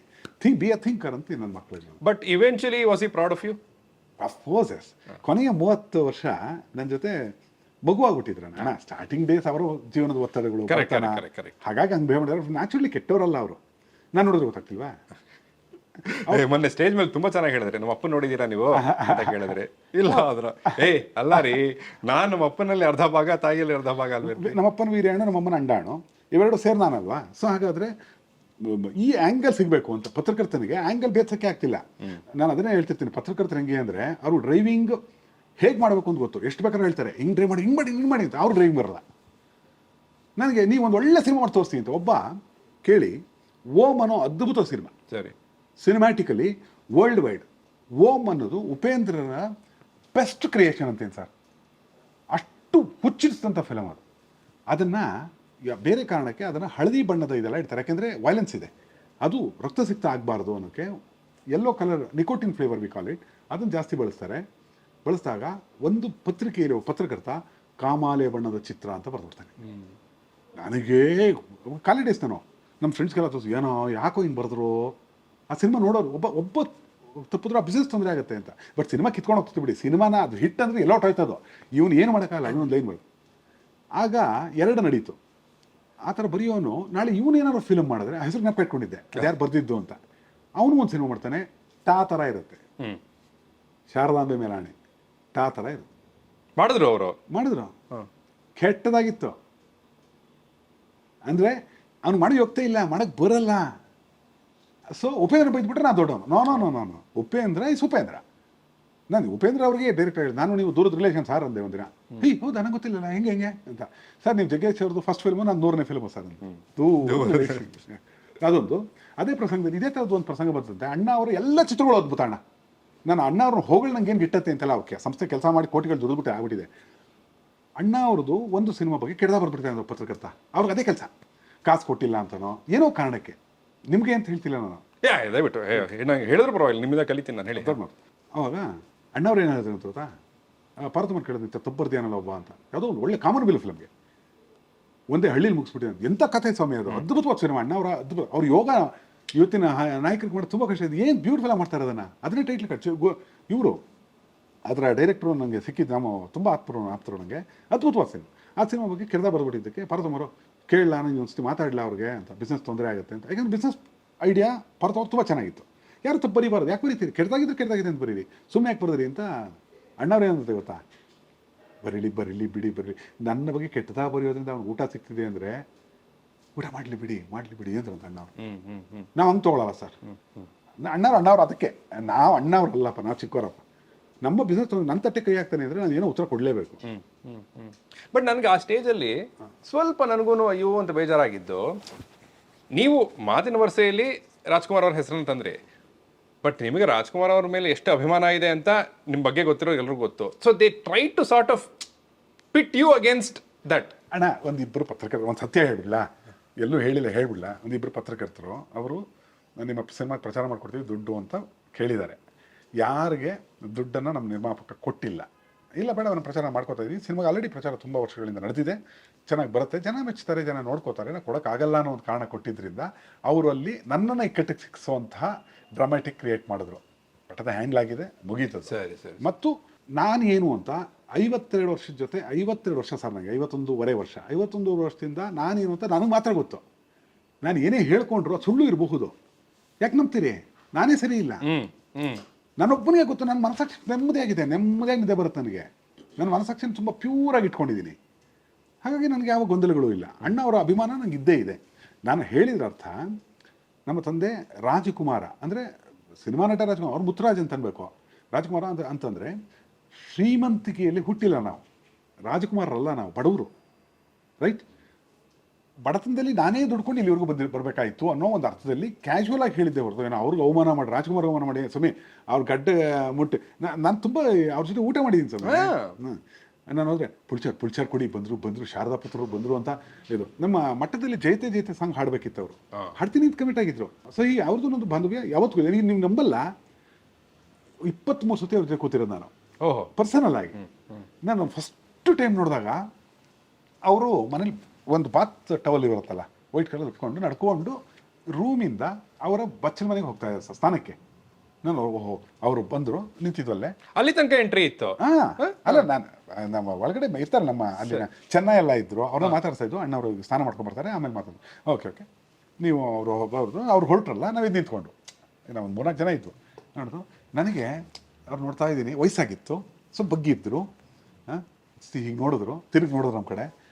ನಾನು ನೋಡಿದ ಮಯೂರ ವಯಸ್ಸು ಹೆಂಗೆ ಆಟ ಆಡ್ಬಿಟ್ಟಿದೆ ಅವ್ರ. ಅಯ್ಯೋ ಅದು ಹಣ್ಣಾಗಿದ್ರು. ಹೇಳಿದ್ರು, ನಕ್ಕರು. ಅವ್ರದೊಂದು ಕಣ್ಣು ಥರ ಮಾಡೋರು ಅವರು. ನಂಗೆ ಅವೆಲ್ಲ ಬಾರಿ ರೋಮಾಂಚನದ ಕಡೆಗೆ ಅವ್ರನ್ನ ಅವರು ಬಂದರು. ಆಮೇಲೆ ಮಾತುಕತೆ ಎಲ್ಲ ಆಯಿತು. ನಾನು ಇದುವರೆಗೂ ಸರ್ ನಾವು ಒಂದು ಫೋಟೋ ತೆಗೆಸ್ಕೊಂಡಿಲ್ಲ. ಹಾಗಾದರೆ ಫೋಟೋ ಇಲ್ಲದೆ ಬರೀ ಅವ್ರನ್ನ ಮೀಟ್ ಮಾಡಿದ್ದೆ ಅನ್ನೋದೆಲ್ಲ ಸುಳ್ಳು ಅಂತ ಅನ್ಬೋದು. ನನಗೆ ಗೊತ್ತಲ್ಲ, ನಂಗೆ ಗೊತ್ತು. ನಂದು ಅದಕ್ಕೆ ಇವನು ಟಗರು ಪ್ರೊಡ್ಯೂಸರ್ ಶ್ರೀಕಾಂತ, ನಮ್ಮ ಅಣ್ಣನ ಕ್ಲಾಸ್ಮೇಟ್, ಅವನೇ ಕರ್ಕೊಂಡೋಗಿದ್ದೆ ಅಣ್ಣ ಅವ್ರನ್ನ, ಅವನೇ ಸಾಕ್ಷಿ ಎಲ್ಲ ಓದಿಸ್ತಾ ಕೂತ್ಕೊಂಡ್ರೆ 52 ವರ್ಷ ಸಾಕ್ಷಿ ಓದಿಸ್ಬಿಟ್ಟು ನಾನು ಒಳ್ಳೆಯವನು ಪ್ರೂವ್ ಮಾಡಲೆ, ಬ್ಯಾಡ. ಒಂದು ಡಾಕ್ಯುಮೆಂಟ್ ಫಿಲಮ್ ಮಾಡಬೇಕು, ಯಾಕೆ ಬೇಕು? ಇಲ್ಲ ಸರ್, ಇಲ್ಲ. ನನ್ನ ಪ್ರಕಾರ ಮನಸ್ಸಿಗೆ ಏನು ಸರಿ ಅನ್ಸುತ್ತೆ ಅದನ್ನು ನುಡಿತೀನಿ. ಮತ್ತು ಅವ್ರ ಸತ್ಯ ನಂಗೆ ಗೊತ್ತಿರುತ್ತೆ. ಈಗ ನೀವು ಇದೇನೇ ಕೇಳಿದ್ರಲ್ಲ, ಚಲನಚಿತ್ರ ಅಂದರೆ ನಂಗೆ ಗೊತ್ತು, ಮಾಡಿದ್ದೀನಿ. ಅದು ನಾನು ಹೇಳ್ತೀನಿ ಅಂತ, ಅದು ಇವ್ರು ಹೇಳ್ತಾರಲ್ಲ ಆ ಥರ, ನಮ್ಮ ಆರ್ಯವರ್ಧನ್ ಅಂದ್ಬಿಟ್ರು, ನಂಬರು ಅಂತಂದರೆ ನಾನು ಅಂದರೆ ನಂಬರು, ನಾನು ಇದೇ ಹೇಳ್ತೀನಿ ಅಂತ ಆಗುತ್ತೆ ಅಂತ ಹೇಳ್ತೀನೋ ಅಂತೆಲ್ಲ ಹೇಳ್ತಾರೆ. ಹಂಗೆ ನಾನು ಹೇಳಿದ್ರೆ ಕನ್ನಡದಲ್ಲಿ ಇರೋದೇ ನಾನು ಹೇಳೋದು, ಅಥವಾ ನಾನು ಹೇಳಿದ್ದು ಕನ್ನಡದಲ್ಲಿ ಇದೆ ಅಷ್ಟೇ. ನಾನು ಅಂದರೆ ಕನ್ನಡ ಅನ್ನೋ ಅಷ್ಟು ದುರಂಕಾರ ನನಗಿಲ್ಲ. ಕನ್ನಡ ಭಾಷೆಯನ್ನು ಬಳಸ್ಕೊಂಡು ಚಿಂತನೆ ಮಾಡಿಕೊಂಡು ಹೊಟ್ಟೆ ಹೊರಿತಾ ಇರೋ ಒಬ್ಬ ಕನ್ನಡ ಪ್ರೇಮಿ ಅಂತ ಹೇಳ್ತೀನಿ. ನನಗೆ ಕನ್ನಡದ ಬಗ್ಗೆ ಅತೀವಾದ ಲವ್ ಇದೆ. ಸುಮ್ಮನೆ ಕನ್ನಡ ಹೊಗಳ್ಬಿಟ್ರೆ ದುಡ್ಡು ಮಾಡ್ಬಿಡು, ನಾನು ಆ ತರಹದ ಮನಸ್ಥಿತಿಗಳಲ್ಲ. ನನಗೆ ಇಂಗ್ಲೀಷು ಬರುತ್ತೆ, 8 ಲ್ಯಾಂಗ್ವೇಜ್ ಬರುತ್ತೆ ನನಗೆ. ತಮಿಳ್ನ ಓದ್ತೀನಿ, ಬರಿತೀನಿ, ಮಾತಾಡ್ತೀನಿ. ಮಲಯಾಳಂ ಬರಿತೀನಿ, ಓದ್ತೀನಿ, ಮಾತಾಡಕ್ ಬರಲ್ಲ, ಅರ್ಥ ಆಗುತ್ತೆ. ಹಾಫ್ ಕ್ಯಾಮ್ರಾ ಹೇಳ್ತಾ ಇದ್ರೆ, ಕ್ಯಾಮ್ರಾ ಮುಂದೆ ಹೇಳಿದ್ರೆ ಬರ್ತೈತೆ ನನಗೆ. ಚೈನಾ ಬಗ್ಗೆ ಹೇಳ್ತಾ, ಈಗ ಚೈನಾ ಭಾಷೆ ಅದನ್ನ ನನಗೆ ಅರ್ಥ ಆಗ್ಲಿಲ್ಲ, ನಾನು ಕುರುಡು. ಹೌದು, ಓಡಲ್ಲ. ಅಂದ್ರೆ ಈಗ ನಾನು ಕುರುಡು ಅಂತ ಪ್ರೂವ್ ಮಾಡ್ತೀನಿ ಸರ್. ಈಗ ಈಗ ಯಾವುದೋ ಒಂದು ಭಾಷೆ, ತಮಿಳೇ ಇಟ್ಕೊಳ್ಳಿ ಸರ್, ತೆಲುಗೇ ಇಟ್ಕೊಳ್ಳಿ ಸರ್, ಅದು ಭಾಷೆ ನಮಗೆ ಗೊತ್ತಾಗಲ್ಲ ಅಂತ. ನೀವು ಆ ಭಾಷೆ ಕಲ್ತ್ಬಿಟ್ಟಾಗ ನೀವು ಕಂಡು ಬಂತು ಅಂತ. Lovely. Simple as that. So ನಮಗೆ ಹಾಗಾದರೆ ಜ್ಞಾನ ಅಂದ್ರೇನು, ವಿಚಾರ ಅಂದ್ರೇನು, ನಾನು ಕುರುಡ ಯಾವಾಗ ಆಗ್ತೀನಿ ಅಂದರೆ ನಮ್ಗೆ ಗೊತ್ತಿಲ್ಲದೆ ಇರುವಾಗ. ಬ್ಲೈಂಡಾಗಿ ಬದುಕ್ತಾ ಇರ್ತೀವಿ. ಅದು ಒಂದು ಸತಿ ಗೊತ್ತಾಗೋಯ್ತು ಅಂದರೆ ಅದು ಈಸಿ ಆಗೋಯ್ತು ನಮಗೆ. ಕಣ್ಣು ಬರುತ್ತೆ ಅಂತ ನಾನು ಅದಕ್ಕೆ ಆ ಕಣ್ಣು ಕೊಡೋನು ಗುರು ಅಂತ ನಾನು ಕರೆಯೋದು. ಇದನ್ನು ಹೇಳೋದಕ್ಕೆ ನಾನು ಗುರು. ಆ ಚಿಂತನೆಯಿಂದ ಹುಟ್ಟಿದೆ ಅಷ್ಟೇ. ಚಿಂತನೆ ಹೆಂಗೆ ಬರುತ್ತೆ? ಚಿಂತನೆ ಮಾಡಬೇಕು. ಅಣ್ಣ ಸರ್ ನಮ್ಮ ಹುಡುಗ ಬಿದ್ದ ಸರ್ ನಿಮ್ಮಷ್ಟೆಲ್ಲ ತಲೆ ಕೆಡಿಸ್ಕೊಳ್ಳಲ್ಲ ಸರ್, ನಾವು ನೆವೆ ಆದಷ್ಟೇ ಕೆರ್ಕೊಳ್ಳೋದು ಅಂತ. ನೆವೆ ಆದರೆ ಹಿಂಗಂದ್ರೆ ಜೀವನ ಅಂತ ನನಗೆ ಇಲ್ಲ, ನಾನು ಬೇಕು ಅಂತ ನಾವೇ ಕ್ರಿಯೇಟ್ ಮಾಡ್ಕೋತೀನಿ. ಯಾವುದೋ ಒಂದು ಪ್ರಶ್ನೆ ಹುಟ್ಟುತ್ತಾನ, ಈಗ ಸುಮ್ಮನೆ ಇರಲ್ಲ, ಅಬ್ಸರ್ವೇಷನಲ್ಲಿ ಇರುತ್ತೆ ತಲೆ. ಅಂದರೆ ಯಾವಾಗ ಅಬ್ಸರ್ವೇಷನ್ ನಿಂತೋಯ್ತು ಅಂದರೆ ನಾನು ರಿಲ್ಯಾಕ್ಸ್ ಆಗ್ಬಿಟ್ಟೆ ಅಂತ. ಎಣ್ಣೆ ಹೊಡಿವಾಗಲೂ ಕೂಡ, ಪುಸ್ತಕ ಓದುವಾಗ ಕೂಡ ತಲೆ ಓಡ್ತಾನೇ ಇರುತ್ತೆ. ಅದಕ್ಕೆ ರೆಸ್ಟ್ ಇಲ್ಲ. ನನಗೆ ಆ ರೆಸ್ಟ್ ಅನ್ನೋದು 8 ಅವರ್ ನಾನು ಡಿಸೈನ್ ಮಾಡ್ಕೊಂಡಿರುವಂಥ ನಿದ್ದೆ ಕಾಲ, ರಾತ್ರಿನೇ. ಅದು 2 ಗಂಟೆಗೋ 2:30ಗೋ ನಿದ್ದೆ ಅಂತ ಆಗಬೇಕು. 8, 7:30, 8 ಗಂಟೆ ತನಕ ಒಳ್ಳೆ ನಿದ್ದೆ ಆಗಬೇಕು. ಆ ನಿದ್ದೆ ಆಯಿತು ಅಂದರೆ ಮತ್ತೆ ಆ್ಯಕ್ಟಿವ್ ಇರ್ತೀವಿ. ಆ ಚಿಂತನೆ ಹೆಂಗೆ ಓಡುತ್ತೆ ಅಂದರೆ ಏನೇ ನೋಡಿದ್ರು ಪ್ರಶ್ನೆ ಹುಡ್ತಾ ಇರುತ್ತೆ. 2 ಪ್ರಶ್ನೆಗಳು ಸರ್. ಒಂದು, ಹೀಗೆ ಓಡ್ತಿರೋ ತಲೆಗೆ ಅಂದರೆ ಆಲ್ಕೋಹಾಲಿಸಮ್ನ ನಾವೇನು ಇದು ಮಾಡ್ತಾ ಇಲ್ಲ, we are not promoting it, but ಇಷ್ಟು ಓಡೋ ತಲೆಗೆ 8 ಗಂಟೆ ನಿದ್ದೆ ಬರಬೇಕು ಅಂದರೆ ಆಲ್ಕೋಹಾಲ್ ಬೇಕಾ?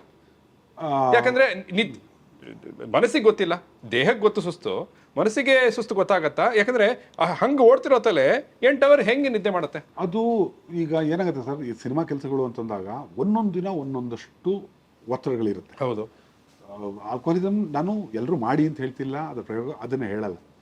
ಆಲ್ಕೋಹಾಲಿಸಮ್ ರಿಲ್ಯಾಕ್ಸ್ ಮಾಡಿಸುತ್ತೆ ತುಂಬ ಕಮ್ಮಿ ಪ್ರಮಾಣದಲ್ಲಿ ಅಂತ ಮೆಡಿಕಲ್ ಸೈನ್ಸೇ ಹೇಳುತ್ತೆ.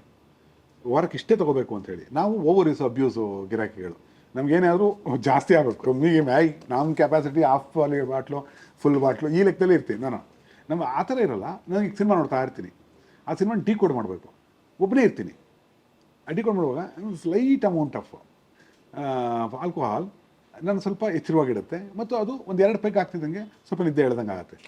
ಅದು ನಿದ್ದೆ ಕೊಟ್ಟಿದೆ ಸತ್ಯ. ಮಕ್ಕಳಿಗೆ ತುಂಬ ಒತ್ತಾಡ್ಕೊಂಡು ವಾಂತಿ ಗಿಂತಿ ಅದೆಲ್ಲ ಮಾಡ್ಕೊಂಡು ಸ್ವಲ್ಪ ಬಿಸ್ಕೆಟ್ ಬ್ರ್ಯಾಂಡಿ ಅಂತ ಚೂರಿ ಹಾಕ್ತಾರೆ, ಚೆನ್ನಾಗಿ ನಿದ್ದೆ ಮಾಡುತ್ತೆ ಮಗು. ಸೊ ಅವೆಲ್ಲ ಇದೆ. ಆಲ್ಕೋಹಾಲ್ ಈಸ್ ಒಂಥರ ಇದು. ನಾನು ಅಂದರೆ ಬೇಕು ಅಂದರೆ 6-7 ವರ್ಷ ಬಿಟ್ಬಿಟ್ಟಿದ್ದೆ, ಬೇಡ ನನಗೆ ಅಂತ. ಕೆಲಸಗಳು ದಟ್ಟವಾಗಿದ್ದಾಗ ಅದು ಆಗಿದೆ. ಆಲ್ಕೋಹಾಲು, ಸಿಗರೇಟು, ಈ ಚಟಗಳು ಹಾಗಾದ್ರೆ ಚಟ ಆಗಬೇಕು ಅಂತ ನನ್ನ ಪ್ರಕಾರ ಈ ಜೀವನಕ್ಕೆ ಯಾವ ಅರ್ಥಗಳು ಇಲ್ಲ ಸರ್. ನಾವೇನು ಅರ್ಥ ಕೊಡ್ತೀವಿ ಅನ್ನೋದ್ರ ಮೇಲೆ. ಈಗ ನಾನು ಅದನ್ನು ನನ್ನ ಹೆಂಡತಿಗೆ ನಾನು ಇಷ್ಟು ಶ್ರಮಪಟ್ಟು ಬಂದೆ ಅಂದರೆ ನನ್ನ ಜೊತೆ 9 ಅವರ್ ನಾನು ಏನು ಕೆಲಸ ಪಟ್ಟೆ ನೋಡಿರಲ್ಲ ಅವಳು. ಎಲ್ಲವನ್ನ ಎಕ್ಸ್ಪ್ಲೇನ್ ಮಾಡೋಕ್ಕಾಗಲ್ಲ, ಅವಳಿಗೆ ಹೇಳೋಕ್ಕಾಗಲ್ಲ. ಅವಳು ಓಹೋ ಅವ್ನು ಹೇಳ್ತೇನೆ ನಂಬಬೇಕು ಅಂತ ನಂಬಿರ್ತಾಳೆ. ಅದು ಸುಳ್ಳು ಇರಬಹುದು, ರೈಟ್? ಸೊ ಹೀಗೆಲ್ಲವನ್ನ ಎಲ್ರಿಗೂ ಅರ್ಥ ಮಾಡ್ಸೋಕ್ಕಾಗಲ್ಲ. ಹಾಗಾದರೆ ನಾನು ನನಗೆ ಮಾತ್ರ ಅರ್ಥ ಮಾಡಿಸ್ಕೋಬೇಕಾಗಿರೋದು ಅಂಥೇಳಿ ನನ್ನ ಜೊತೆ ಯಾರೋ ಇರಬೇಕು. I need somebody. ಹಾಂ, ನನ್ನ ಜೊತೆ ಇರೋದು 2 ಚಟಗಳು ಅಂತೀನಿ. ಸರಿ ಸರ್, ಅಗೇನ್ ನೀವು ಪಾಯಿಂಟ್ಸ್ ಕೊಡ್ತಾನೆ ಹೋಗ್ತಾ ಇದ್ದೀರಾ. ಸ್ಮೋಕಿಂಗ್ ಅಫೆಕ್ಟ್ ಮಾಡಿದ್ಯಾ, ಅಫೆಕ್ಟ್ ಮಾಡಿಲ್ವಾ? ಅದನ್ನ ನಾನು ನೀವು ಚಿತ್ರದಲ್ಲೂ ಅಡ್ರೆಸ್ ಮಾಡಿದ್ದೀರಿ ಅಂತ ಅನ್ಸುತ್ತೆ. ಹೌದು, ರಂಗನಾಯಕನಲ್ಲೂ. ಹೌದು, ರಂಗನಾಯಕದಲ್ಲಿ ಅದು ತುಂಬ ಮುಖ್ಯವಾಗೇ ಇದೆ. ಹಾಗಾಗಿ ಆ ಪ್ರಶ್ನೆಯನ್ನು ಸ್ಕಿಪ್ ಮಾಡಬಹುದು, ಅವಕಾಶ ಇದೆಯಾ ನಿಮ್ಗೆ? ಸ್ಮೋಕಿಂಗ್ ಸ್ಕಿಪ್ ಮಾಡಿದ್ರೆ ಇನ್ನೂ ಒಳ್ಳೇದು, ಬಟ್ ಪ್ರಶ್ನೆ ಈಗ ಸದ್ಯಕ್ಕೆ ಸ್ಕಿಪ್ ಮಾಡ್ಬೋಣ. ಸ್ಕೋಪ್ ಅಲ್ಲ, ಸ್ಮೋಕಿಂಗು ಅದನ್ನ ಬೇರೆ ಥರ ಹೇಳ್ತೀನಿ ನೋಡಿ. ಸರಿ ಸರ್. ರಜನೀಶ್, ನಾನು ಸುಮಾರು ಜನ ನೀವು ರಜನೀಶ್ ಕಣ್ಣಾಗುತ್ತೆ ಸರ್ ಅಂತ ಎಷ್ಟು ಜನ ಅಂದಿರೋದು ಇದೆ. ಹಾಗಂತ ನಾನು ರಜನೀಶ್ ಏನೋ ಭ್ರಮೇಲಿಲ್ಲ, ನನಗೇನು ಅಲ್ಲಣ್ಣ, ನನ್ನ ಒಂದು ಕ್ರಿಮಿ, ಸಿಂಪಲ್ ಕ್ರಿಮಿ. ಆ ರಜನೀಶ್ ಅವ್ರ ಹತ್ರ ಯಾರೋ ಹೋಗ್ತಾನಂತೆ, ನಾನು ಸಿಗರೇಟ್ ಬಿಡಬೇಕು ಗುರುಗಳೇ, ಐಡಿಯಾ ಕೊಡಿ ಅಂತ. ನೀವು ಬಿಡಲ್ಲ ಅಂತಾರೆ. ಯಾಕೆ ಅಂತ, ಇಷ್ಟು ದಿನ ನಿಮಗೆ ಸಿಗರೇಟು ಬಿಡಬೇಕು, ಸಿಗರೇಟು ಅನ್ನೋ ಚಟ ಇತ್ತು, ಈಗ ಸಿಗರೇಟ್ ಬಿಡಬೇಕು ಅನ್ನೋ ಚಟ ಸೇರ್ಕೊಂಡಿದೆ ನಿಮಗೆ, ಹಾಗಾಗಿ ನೀವು ಬಿಡಲ್ಲ. ಬಿಡಬೇಕು ಅಂದರೆ ಬಿಟ್ಬಿಡ್ತೀನಿ ನೀನು ಅಂತ. ತುಂಬ ಒಳ್ಳೆ ಮಾತದು. ಅಂತ ಮ್ಯಾನಿಪುಲೇಷನ್ ಥಾಟ್ಸ್ ಇದೆಯಲ್ಲ, ಐಡಿಯಾಸ್ ಇದೆಯಲ್ಲ, ಅಥವಾ ಚಿಂತನೆ ಇದೆಯಲ್ಲ, ನಾನು ತುಂಬ ಅಪ್ರಿಷಿಯೇಟ್ ಮಾಡ್ತೀನಿ. ನಂಗೆ ಉಳಿದಿಲ್ವಲ್ಲ ಇದು ಅಂತ. ನಂಗೆ ಈಗ ಡ್ರಿಂಕ್ಸ್ ಬೇಡ ಅಂದರೆ 6 ವರ್ಷ ಬಿಡ್ತೀನಿ, ಬೇಕು ಅಂತ ತೊಗೊಂಡೇ ಇದು ಅಂದರೆ ನಾವು ಯಾವ್ದು ಬಿಡೋದಕ್ಕೆ ತಯಾರಿದ್ದೀವಿ, ಅದು ಗೊತ್ತಿದೆ. ಅದಕ್ಕೆ ಅಡಿಕ್ಟ್ ಆಗಿ ಅದೇ ಜೀವನ ಅಂತ ನಾನು ಬಿಟ್ಟಿದ್ಯಾಕೆ? ಯಾಕೆಂದ್ರೆ ಕೆಲಸದ ಒತ್ತಡದಿಂದ ಬಿಟ್ರಿ. ಹೌದು, ಒತ್ತಡದಿಂದ ತಗೊಳ್ತಾರೆ. ಇಲ್ಲ, ನಾನು ಹಂಗೆ ಮಾಡಲ್ಲ. ನನಗೆ ಎಷ್ಟು ಕೆಲಸ ಅಂದರೆ, ನಿಮಗೆ ಹುಡುಗರು ಯಾರೇ ಕೂಗಾಡಲಿ, ಕೋಟ್ಯಾಧಿಪತಿ, ಈ ಕಡೆ ನಮ್ಮ ಡೈರೆಕ್ಟರ್ ಸ್ಪೆಷಲ್ಲು, ಎಲ್ಲ ಕೆಲಸಗಳು ಒಟ್ಟೊಟ್ಟಿಗೆ ಬಂದ್ಬಿಟ್ಟಿದೆ. ನೀವು ನಂಬಲ್ಲ, 12:30 ಹಿಂಗೆ ಮಲಗಿರ್ತೀನಿ, ನನ್ನ ವೈಫ್ ಹಿಂಗೆ ಎಬ್ಬಿಸ್ತಿರ್ತಾರೆ, 6 ಗಂಟೆ ಆಯಿತು ಅಂತ. ಎದ್ದು ಟಕ ರೆಡಿ ಓಡು, ಮೇಕ್ರಿ ಸರ್ಕಾರ ಬರಬೇಕು, ಅಪ್ಪುಗೆ ಟ್ರೈನಿಂಗ್ ಕೊಡಬೇಕು. ನೀವು ಬಸೋದೇನು ಇನ್ನು ಕುಡಿಯೋಕ್ಕೆ ಅನ್ನೋದು ಅದೊಂದು ಫುಲ್ ಟೈಮ್ ಜಾಬ್ ಸರ್. ಕುಡಿಯೋದು ಯಾವ ಥರ ಕೂತ್ಕೊಳ್ಳಿ ತೋರಿಸ್ತೀನಿ ನಿಮಗೆ. ಅಂದರೆ ಬಾರಿ ದಿನ ಕೆಲಸ ಇರಬಾರ್ದು. ಈಗೆಲ್ಲ 1 ಪೆಗ್ 2 ಪೆಗ್ಗು ಸೋಷಿಯಲ್ಗೋಸ್ಕರ ಕುಡಿಯೋದು ಅಂದರೆ ಸರ್ 1 ಬಾಟ್ಲು ಕುಡ್ತಿದ್ದೀನಿ. ಯಾಕೆಂದರೆ ಮಂಜುನಾಥ ಪಾತ್ರ ಕುಡುಕ ಹೆಂಗಿರ್ಬೋದು ಅಂತ ನಾನು ಪ್ರಾಕ್ಟೀಸ್ ಮಾಡಿದ್ದು. ಎಷ್ಟು ಲವ್ ಮಾಡಿಬಿಟ್ಟೆ ಕುಡ್ತಾನ ಅಂದರೆ ಐ ಲವ್ ಡ್ರಿಂಕಿಂಗ್. ಅದನ್ನು ನಾನು ಎಷ್ಟೋ ಕಡೆ ಹೇಳಿದ್ದೀನಿ. ಮೆಥಡ್ ಆಕ್ಟರ್ ಥರ ನೀವು ಮೆಥಡ್ ಡೈರೆಕ್ಟ್ರು. ಇಲ್ಲ ಹೌದು. ಅಂದರೆ ಈಗ ಅದು ಆ ಪಾತ್ರ ಏನಿರ್ಬೋದು ಅಂತ ಮನೆಗೆ ಹೋಗೋದು 6 ಬೇಗ ನನ್ನ ಹೆಂಡತಿಗೆ ಹೇಳಿದ್ದೆ ಈ ಸಿನಿಮಾ ಮುಗಿಯೋವರೆಗೂ ನಾನು ಆ ಪಾತ್ರದ ಇದಕ್ಕೆ ತಿಳ್ಕೊಬೇಕು ನಾನು ಹೀಗೆ ಇರ್ತೀನಿ. ಮನೆಗೆ ಹೋದೆ, ಒಂದನ್ನು ಬಾಲ್ಸಿದ್ರು ನನ್ನ ಹೆಂಡತಿ. ಶಾಖದ ಭೋಗದ ಅಕ್ಕಳಿಗೆ ಗೊಟ್ಟಿಲ್ಲ ಇಂಪುಕೊಳ್ಳದ ಮನುಷ್ಯರೇ ಮನುಷ್ಯರಂದ್ರೆ ಪುಟ್ಟಲ ಏನಾಗಿ ಮನೆ ತುಂಬಿಯಾಗಿ ಮೇನ್ ಕೂಡ ಕನ್ನಡಕ್ಕೆ ಜೈ ಕನ್ನಡ ಸ್ಪಷ್ಟ ಉಚ್ಚಾರಣೆ ನಮಸ್ಕಾರ ಅಂತ ಮುಚ್ಕೊಂಡ್ಬಂದು ಮಲಗ್ರಿ, ಮಗು ಮಲಗಿದೆ ಗಲಾಟೆ ಮಾಡಿಬಿಡಿ ಅಂತ ಬೈದ್ಲು. ಟಕ್ಕನೆ ಹೋಗ್ಬಿಟ್ಟು ಮಲಗಲಿಲ್ಲ, ಒಂದು ಪೇಪರ್ ತೊಗೊಂಡು ಬರದೆ ಇದು ಸೀನು ಅಂತ ಅದೇ ಇಟ್ಟಿದ್ದೀನಿ ಹೇಳಿ ಬಂದು ಕರೆಕ್ಟ್ ಆ ಥರ ಕ್ರಿಯೇಟ್ ಮಾಡಿ ಅವೆಲ್ಲ ಮಾಡಿದ್ದೀನಿ. 19 ಬಗ್ಗೆ ಹೇಳ್ತೀನಿ ನಾನು, 19, 38, 19, ಸೊ ಆ ಪ್ರಯೋಗಗಳು ನಾನು ಕುಡುಕನಾಗಿ ಅನುಭವಿಸಿದ ಯಾತನೆಗಳೆಲ್ಲ ಜಗ್ಗೇಶ್ ಅವ್ರ ಅಭಿನಯ ಮಾಡಕ್ಕೆ ಹೇಳಿದ್ದೀನಿ. ಜಗ್ಗೇಶ್ ಅವರು ನಿನ್ನ ಕಥೆ ಮಾಡಿಸ್ತಾ ಇದ್ದೀನಿ ಕೈಲಿ ಅಂತ ಹೇಳಿದರು. ಜಗ್ಗೇಶ್ ಆ ಥರ ಅಲ್ಲ, ಒಳ್ಳೆ ಕಲಾವಿದ. ನಾವು ಹೇಳಿ ಟೈಮ್ ಬರ್ತಾರೆ, ಹೇಳಿ ಟೈಮ್ ಹೋಗ್ತಾರೆ. ಅವರು ಚಟಗಳೇನಿದೆಯೋ ಅದೇನೇನಿದೆಯೋ ಅದು ಅವ್ರದ್ದು, ನಂದು ಅದಕ್ಕೆ ಸಂಬಂಧವಿಲ್ಲ. ಈ ಪಾತ್ರಕ್ಕೆ ಅಂತ ಬಂದಾಗ ಎಲ್ಲೂ ಎಣ್ಣೆ ಹಾಕ್ಸಿಲ್ಲ, ಕುಡ್ತದ ಪಾತ್ರನೂ ಮಾಡಿಸಿದ್ದೀನಿ.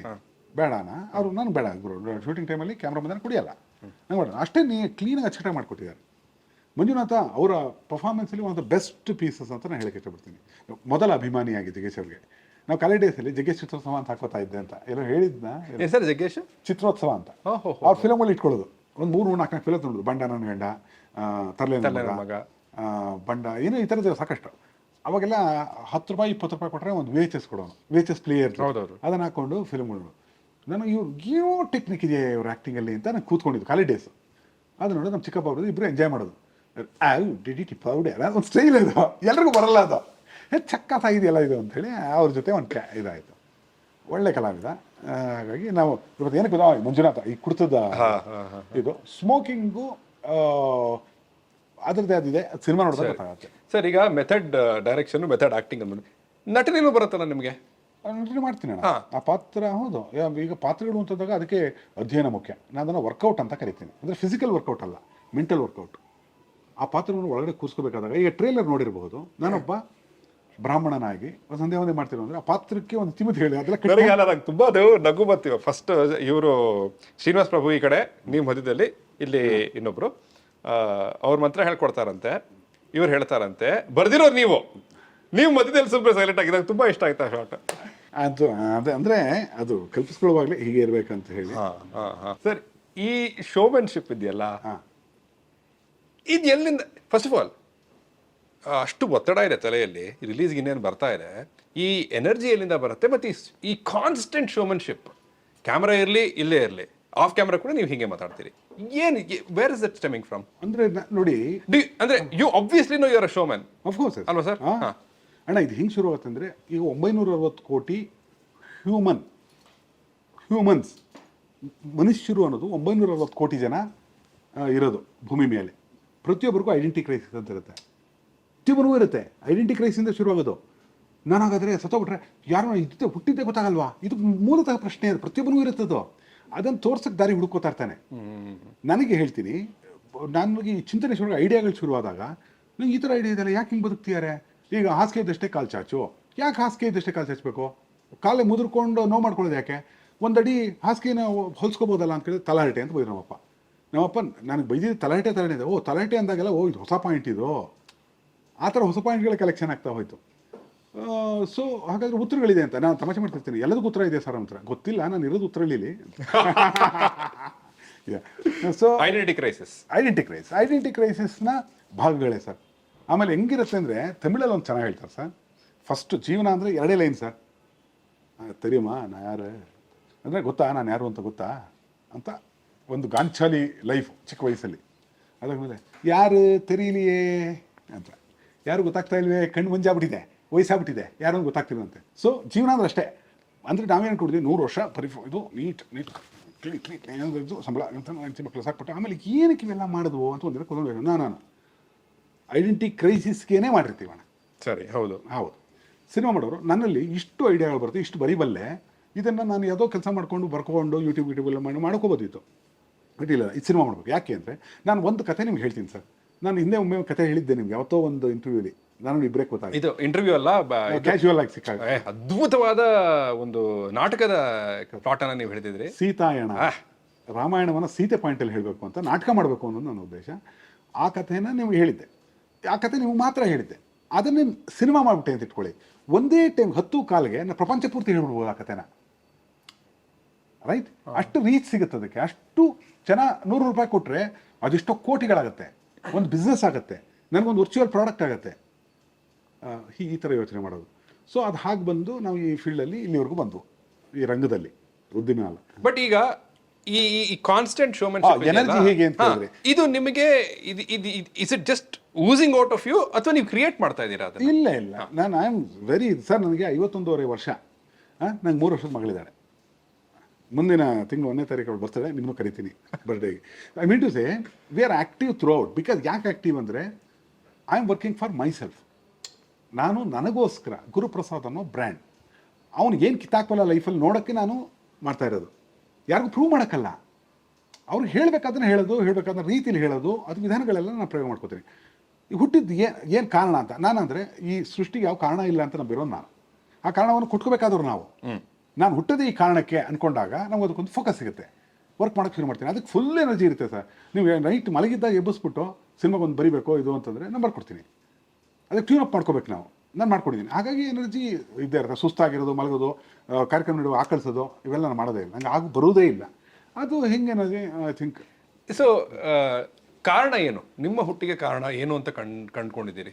ನನ್ನ ಹುಟ್ಟಿಗೆ ಕಾರಣ ನಮ್ಮಪ್ಪ ಅಮ್ಮ, ನಮ್ಮಪ್ಪನ ಪ್ರಕೃತಿ ಮತ್ತು ಪುರುಷ ಪ್ರಕೃತಿ, ಪುರುಷ ಬಂದು ನಮಗೆ ಭೂಮಿಗೆ ಡೈ ಹೊಡೆದು. ಇನ್ನೇನು ಕಾರಣಗಳೇನಿಲ್ಲ ಸರ್.